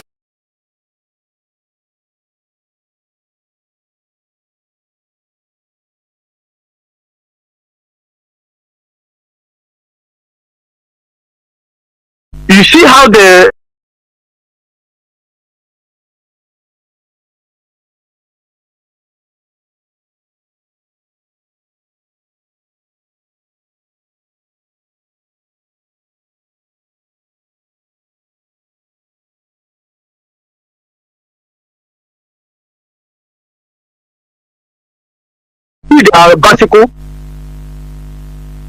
but defeat from Ebony State. Why can't he know you to do this thing? And just this from Imo State. If they kill you, IPOB is not going to do everything for you. Let us say kill you and what we are going to do everywhere in the world. But you cannot do it. What you do is, you know, this youth you see, they know what they're supposed to do. Until you do the right thing, IPOB will never be only IPOB Nnamdi Kanu will not be stopping DSS gun. We are finding how to release him, how to make him free, and all of you cannot even help. Mazi, do you know that if this this criminal, this not stopping, if you go to the same place that they kill this youth today as that campaign, you will see them will come out. I bet it. You will see them, they will come out in mass. You know what they will shout in? Our ideation. These are the people who are fighting for. Let people go to that place. We must account these people today. And they campaign. You will see this youth will come out and clearly all ideation. Mad people everywhere. Until we understand what is happening to us. That is the way we tackle it. Britain will never allow Fulani to again. They will never. We have known. What they advise them is to be pulling the indices one by one, 2, 2, 3, 4, 10. That is the instruction of the British government. We must stop them. There were. Thank you. We must continue. Caller on direct line, can you hear me? Welcome to the program. Caller on direct line. Caller on direct line, please go on. Can you hear me? Caller on direct line. No. Caller on signal, welcome to the program. Can you hear me? Yes, Mazi, I can hear you. Please go on. I hope I'm coming out because there is a noise on the background, Mazi. Go on, you are coming out. Okay, thank you so much. May you go bless you, Mazi Jonathan, Mazi Austin. I'm to hear your voice this evening. I'm trying to educate our people against what the Nigerian government doing to our people by killing them every blessed day. Fellow Biafrans, lovers of freedom, my name is Mazi Akas. I'm calling from Austria. I'm by the special grace of Executive Diama on the IPOB Austria National PRO. Mazi, before I proceed, allow me to ask Chukwuka Diama to keep on guiding our leader Mazi Nnamdi Kanu, protecting from every danger from all evildoers, most especially destroy his enemies before they come close to him, and release him to us unconditionally so that he will burn us until Biafra will be restored. This is my prayer and so shall it be in the name of Chukwuka Diama. Now, what is happening is my heart is bleeding because the that the Nigerian government has using our people every blessing in Biafra is something that it cannot be They can't take this anymore. They don't want to hear now and listen to the cry of our people that Nigerian government, this big Fulani government, has brought killers into our own. Some of them, they gave them ammunition. Some of them, they recruit them into the Bago, gave them AK-47, and they are shooting innocent people who have been not even, some of them don't even know, are not even part of this agitation. I cannot understand why this government is doing this thing, and this government is watching this thing, and they are not doing anything about it. Even the so-called Muslim people, they cannot now go and meditate the Bible stuff fulfill young men that went to wedding. On their way coming back, they ordered them. Now, let's take for example, there is no law of this party is not eating more than 2 every blessed day. This one happens because they shot all of them at a deal. If they are killing 2 every day, innocent people, planted by 7, and it's 14. Planted by 4 weeks, which is 1 month. It is 56. You tell 56 in 350 days. It is 56. These are young men and women people that are committing no crime. They don't have gun in their hands. They are murdering them to their school. It's supporting extermination. We are killing our people gradually, and people are building their heads watching, hey, it's not my own turn. And it is not in our village. And the killing the woman, and you take care, make sure that the next village is going to be on honor. You will have to find the next killing. Only the better our people wake up now, carry those dead bodies they kill in our member, go and drop it in the house. You know what it. Go and drop it for this for him to see the dead innocent people that the people he recruited in the hotel have brought down. Let him come and if you want to use the body of this innocent people to use the job of the truth. Let him use the body to carry this body. Carry it to hit the government to the cover house. The same youth Mazi are the ones that are getting into positive justice and calling himself a governor. In the China plan, how they be tracking them and killing them after that. They want to call himself anywhere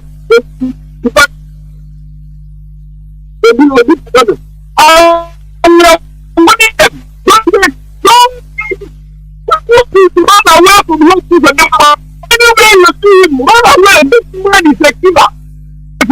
He said this thing God has given to him. You is it God? Who are they called? Must remove the person who won the nation in Imo State and restore him. This is why he promised you and he is God. And he's ready to kill anybody on his way. Because you know where he is there was not meant for him. All we are saying here is that our people should open their eyes.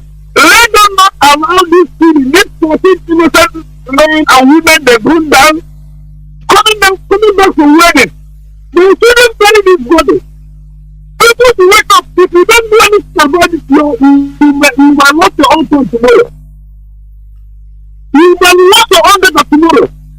And first you tell me that most of these people, you know, if you need I don't know where their children is.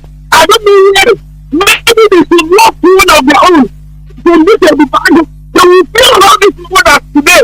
Trying for these innocent people, their mother, how it takes for a man, a woman to train their children after they have might have grown up to be a breadwinner in the house, the mother them and condemn the house. Tell me how this family is feeling today. No. anymore. There, well, thank you. If our people should do something about it, or the people here analyze it. I don't know. I'm there, well, thank you. Thank you, we must continue. What is going on in our land is despicable. Caller on WhatsApp, welcome to the program. Can you hear me? As we are inching closer towards the end of this program. Go on, please, Mazi. Yes, Mazi, greetings. There, well. My name is Mazi Fire. I'm calling from my location. First of all, Mazi, I want to thank our leader, Nnamdi. God bless him wherever he is. And also, I want to thank HODs. My location now, our radio is on, is off. I thank God for that, and I pray that all the people that supported in this, making sure that our radio station is on in my location. May God bless everybody. May God refund you people.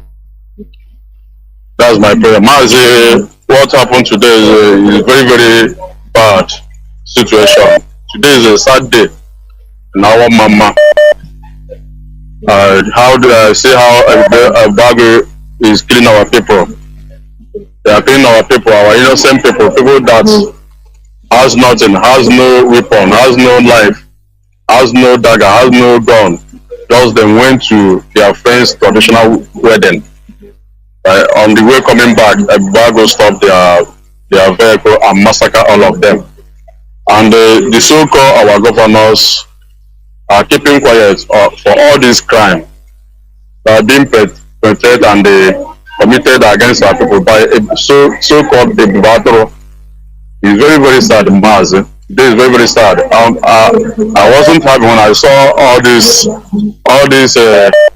things that move on social media. I feel very sad. But nevertheless, I want to assure our governors, our senators, all of them that are keeping quiet against this crime being committed by so-called Ipob. They are not talking anything, and innocent people are being killed, massacred. They are just keeping quiet. I want them to know that the day of recording is coming. The day that every man will stand and see what he saw in this struggle are coming fast approach. I don't need to shout or start shouting on them, but I want them to know one thing. They must reap what they sow. All those Eastern governors that gathered and formed this Biafra to kill our people, instead of them to abide and also instead of them to contribute in the one that is already informed by our leader, instead of them to cooperate with them, they went ahead and formed their own to counter what is on ground, what our leader formed to save and help our people. They went and formed their own, and that their own are killing our people. All this while, all the killing that are being perpetrated in this our Biafran land are being done by Ipob people. But those our senators, our representatives, our governors are keeping quiet upon all this massacre. I want to assure them that the days of recording is coming. They must reap what they sow. Because these innocent people, they have family. They are from families. They just wasted them. Not that they went and thief, not that they fought, nothing. They just wasted them. I want to let the world to know what is going on. But these our Eastern governors and our representatives, let it be on record. Let it be on record that they must pay for this crime. They must pay for it. As they are keeping quiet, their hands are there. Mazi, let's not forget. Let all the whole world just take record of it, because time shall come when their own time, when we start doing them what, giving them the seed which they sow in this period. Let the world not blame us. Let the world not come and blame us, say that we are doing that, we are doing this. Now they are killing innocent people because of they feel that they can counter what our leader did. There's no problem. We are watching them. Mazi, may God bless you. I don't have enough time to just remember blessed. I'm not happy at all. May God bless you. May God bless all IPB members all over the world. And you too. Good night, Mazi. Good night.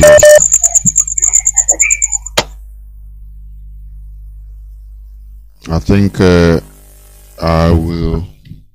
we shall be descending, honestly. Caller on WhatsApp, welcome to the program. Can you hear me? I can hear you, Mazi. Mazi, welcome to the program. Thank you very much, Mazi. Jonathan Chinedu. Last time I called, my coordinator, my national coordinator in UAE here, warned me not using my nickname again because my nickname is Milimalugo. Of course. So my real name is Chukwuemeka. My real name is Chukwuemeka. So I love to use that my nickname Milimalugo. But when order come from above, I must use my real name. My real name is Chukwuemeka, and I'm calling from United Arab Emirates. Mazi Jonathan Chinedu, what happened today is very sad, and so many, not only today, what has been happening in Biafra land is very sad. Understand, this so a bubago that Dave Umai created in Biafra land that are killing our people. All of them are Fulanis. Majority of them are Fulanis, and they join together with the SARS, Nigeria terrorist army, police, and all of them join together. Majority of them are northerners. It's only few of them from our land. This HAUSA-SERVICE join them together that are killing our people in this way. It's quite unfortunately. It's in short. This thing is getting out of hand, and the worst part of it is that the terrorists are rampaging the north, day in day out. Nothing is happening to them, even though they went to Kote prison to rescue their terrorist members, and nothing happened to them. Nobody attacked them. No any Nigerian soldier or police or any force attacked them upon the security that they have in that the so-called Abuja. But today, in peaceful land like Biafra land, they are rampaging, killing our youth. This is agenda of a Fulani terrorist. To make sure that they finish our youth. But I'm blaming our youth because our youth need to rise up. Not only in Imo State, but all the Biafra land. All the youth in Biafra land need to rise up before it's too late. How many are there? This is a bubago of a people. How many are there? Our youth need to rise up. But our problem is to come together and do something together is very, very big problem. Somebody will sit in Anambra State. You know what happen for Anambra State, yo. This thing that is happening in Imo State, you know what happen for Anambra State, yo. And then when it's happening in Anambra State, the one wey dey for Imo State go say, e no go happen for Imo State, yo. The one wey dey for Bayelsa, e no go not happen for our side. Come together and do something is very bad. These people need to be make sure they reduce the population of our youth. And this time around, our youth need to rise up. Need to rise up. You people will not leave everything alone to IPOB. You people will not leave everything alone to IPOB. Everybody need to rise up against the monsters. And then for the so-called politicians in Biafra land, or Aki Kenga, or Nnamdi, we don't have people in Biafra land. We don't have. Only person we have in Biafra land is Mazi Nnamdi Kanu. That is the only person that we have in Biafra land. That is why I'm ashamed of all these people that are shouting, will be articulate, will be this and that. That is why I'm ashamed of all these people. Sometimes I will be thinking and say, I don't know if these people have brain at all. We don't have all people we have as a politician in Biafra land, in that Senate, in that House of Assembly. All of them, all these criminal governors, all these people are Fulani slaves. They are Fulani slaves. They are Fulani slaves. Our people need to rise up. Our youth need to rise up all over Biafra land and stand against this thing that is happening in our land today. How can 14 able men go down for nothing? Innocent people for that matter. Innocent people that are coming back from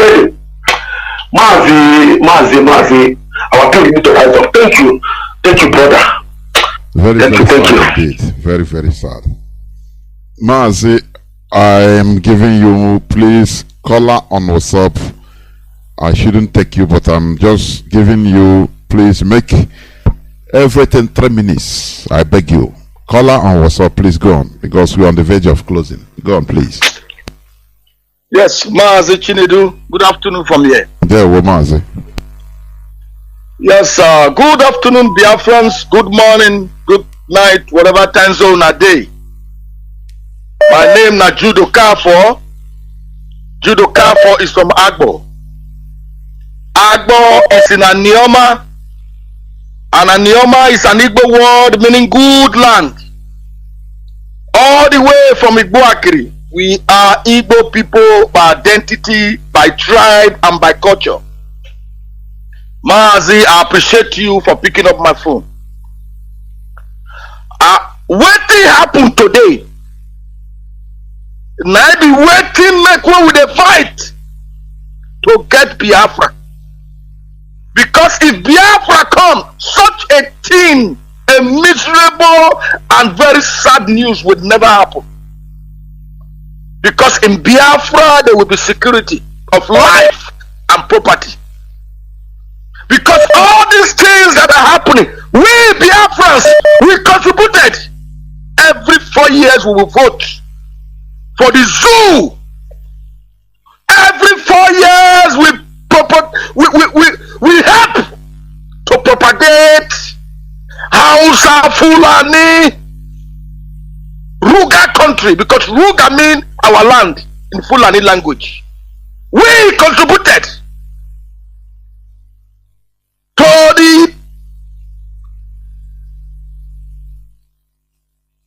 need of Ahmadu Bello, because Ahmadu Bello said that this new nation is our father estate.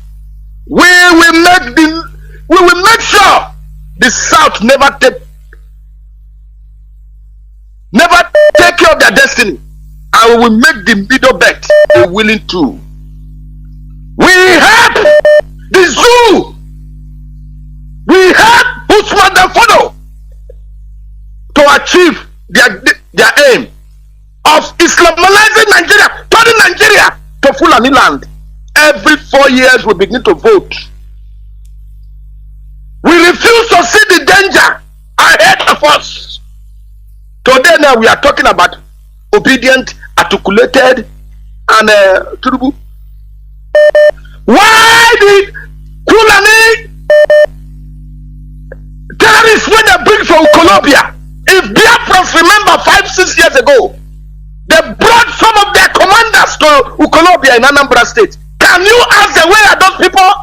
Nobody asked that question. Today, they are the commander of Ebubago. They are the ones that are killing people in our land. Those people, those Boko Haram commanders, 5 years ago that they brought from the north to Colombia in Anambra State. They are the ones doing this job. They have said they are going to kill Biafrans every day by numbers. Imagine if they kill 100 Biafrans every day. Biafran men, Biafran youth. Imagine 100 every day times 12 months. Don't you know that our number is going to go down?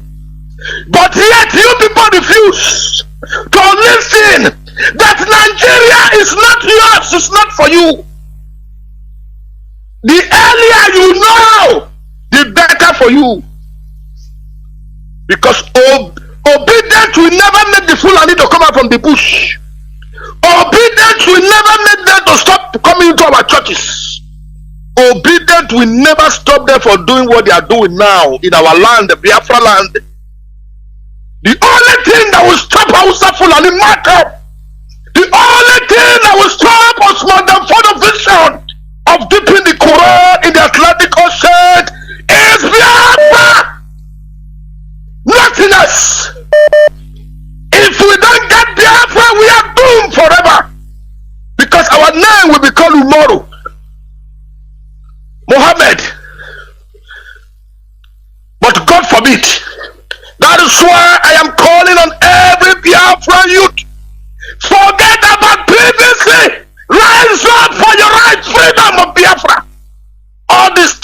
will stop. Instead of us shouting around and jumping like monkey and baboon for PVC, why not jump up for referendum? Why not propagate the gospel of referendum? Because once referendum come and you vote and decide where you want to belong, Mazi, all this please killing will stop. And because of this, we must come together and join hands together to fight for freedom, which is the restoration of the kingdom of God, which is Biafra.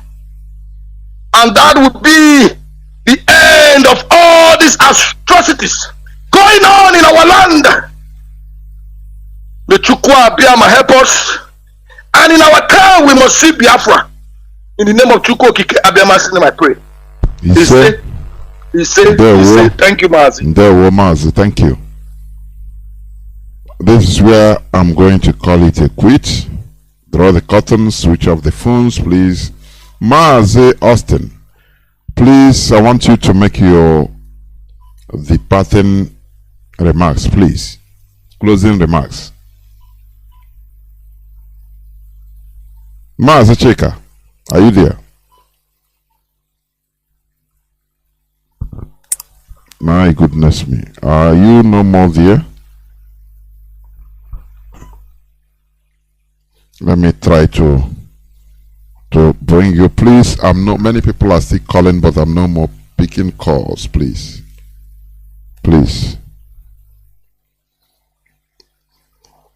We must continue what we are doing in our restoration efforts.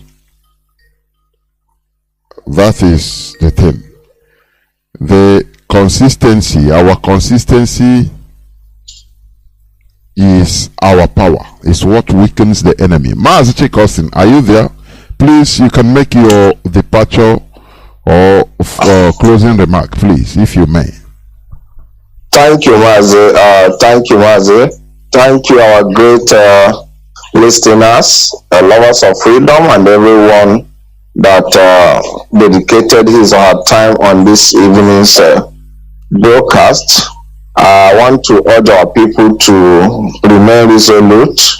The truth is, oppressors are energized by the weakness of the oppressed, and no oppressor has ever lasted forever.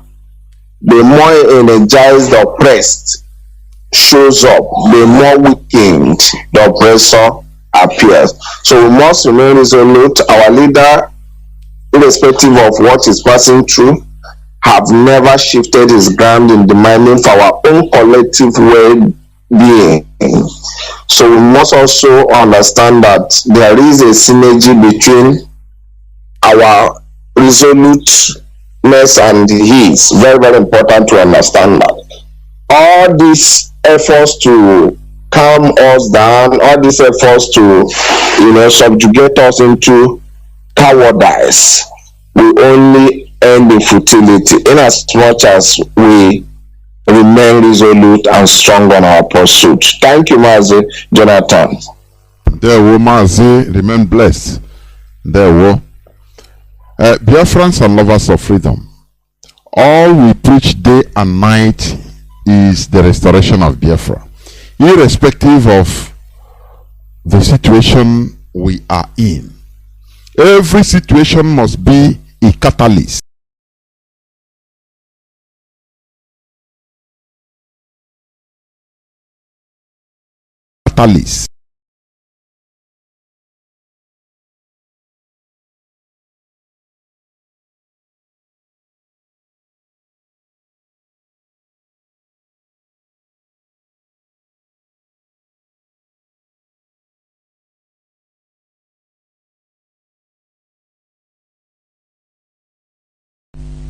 Is consistency of the subjugated. That is the only thing. Once we continue in what we are doing without no prevarication, without distractions, I'm telling you, victory remains ours. Do not be distracted by the events of the day. Do not be distracted to continue to start pursuing shadow by money, by position. What we are doing here, history will remember us that we are, or we did the right thing. That is the truth about it. Therefore, Biafra, as I used to say, as we all know, is our religion. Biafra is who we are.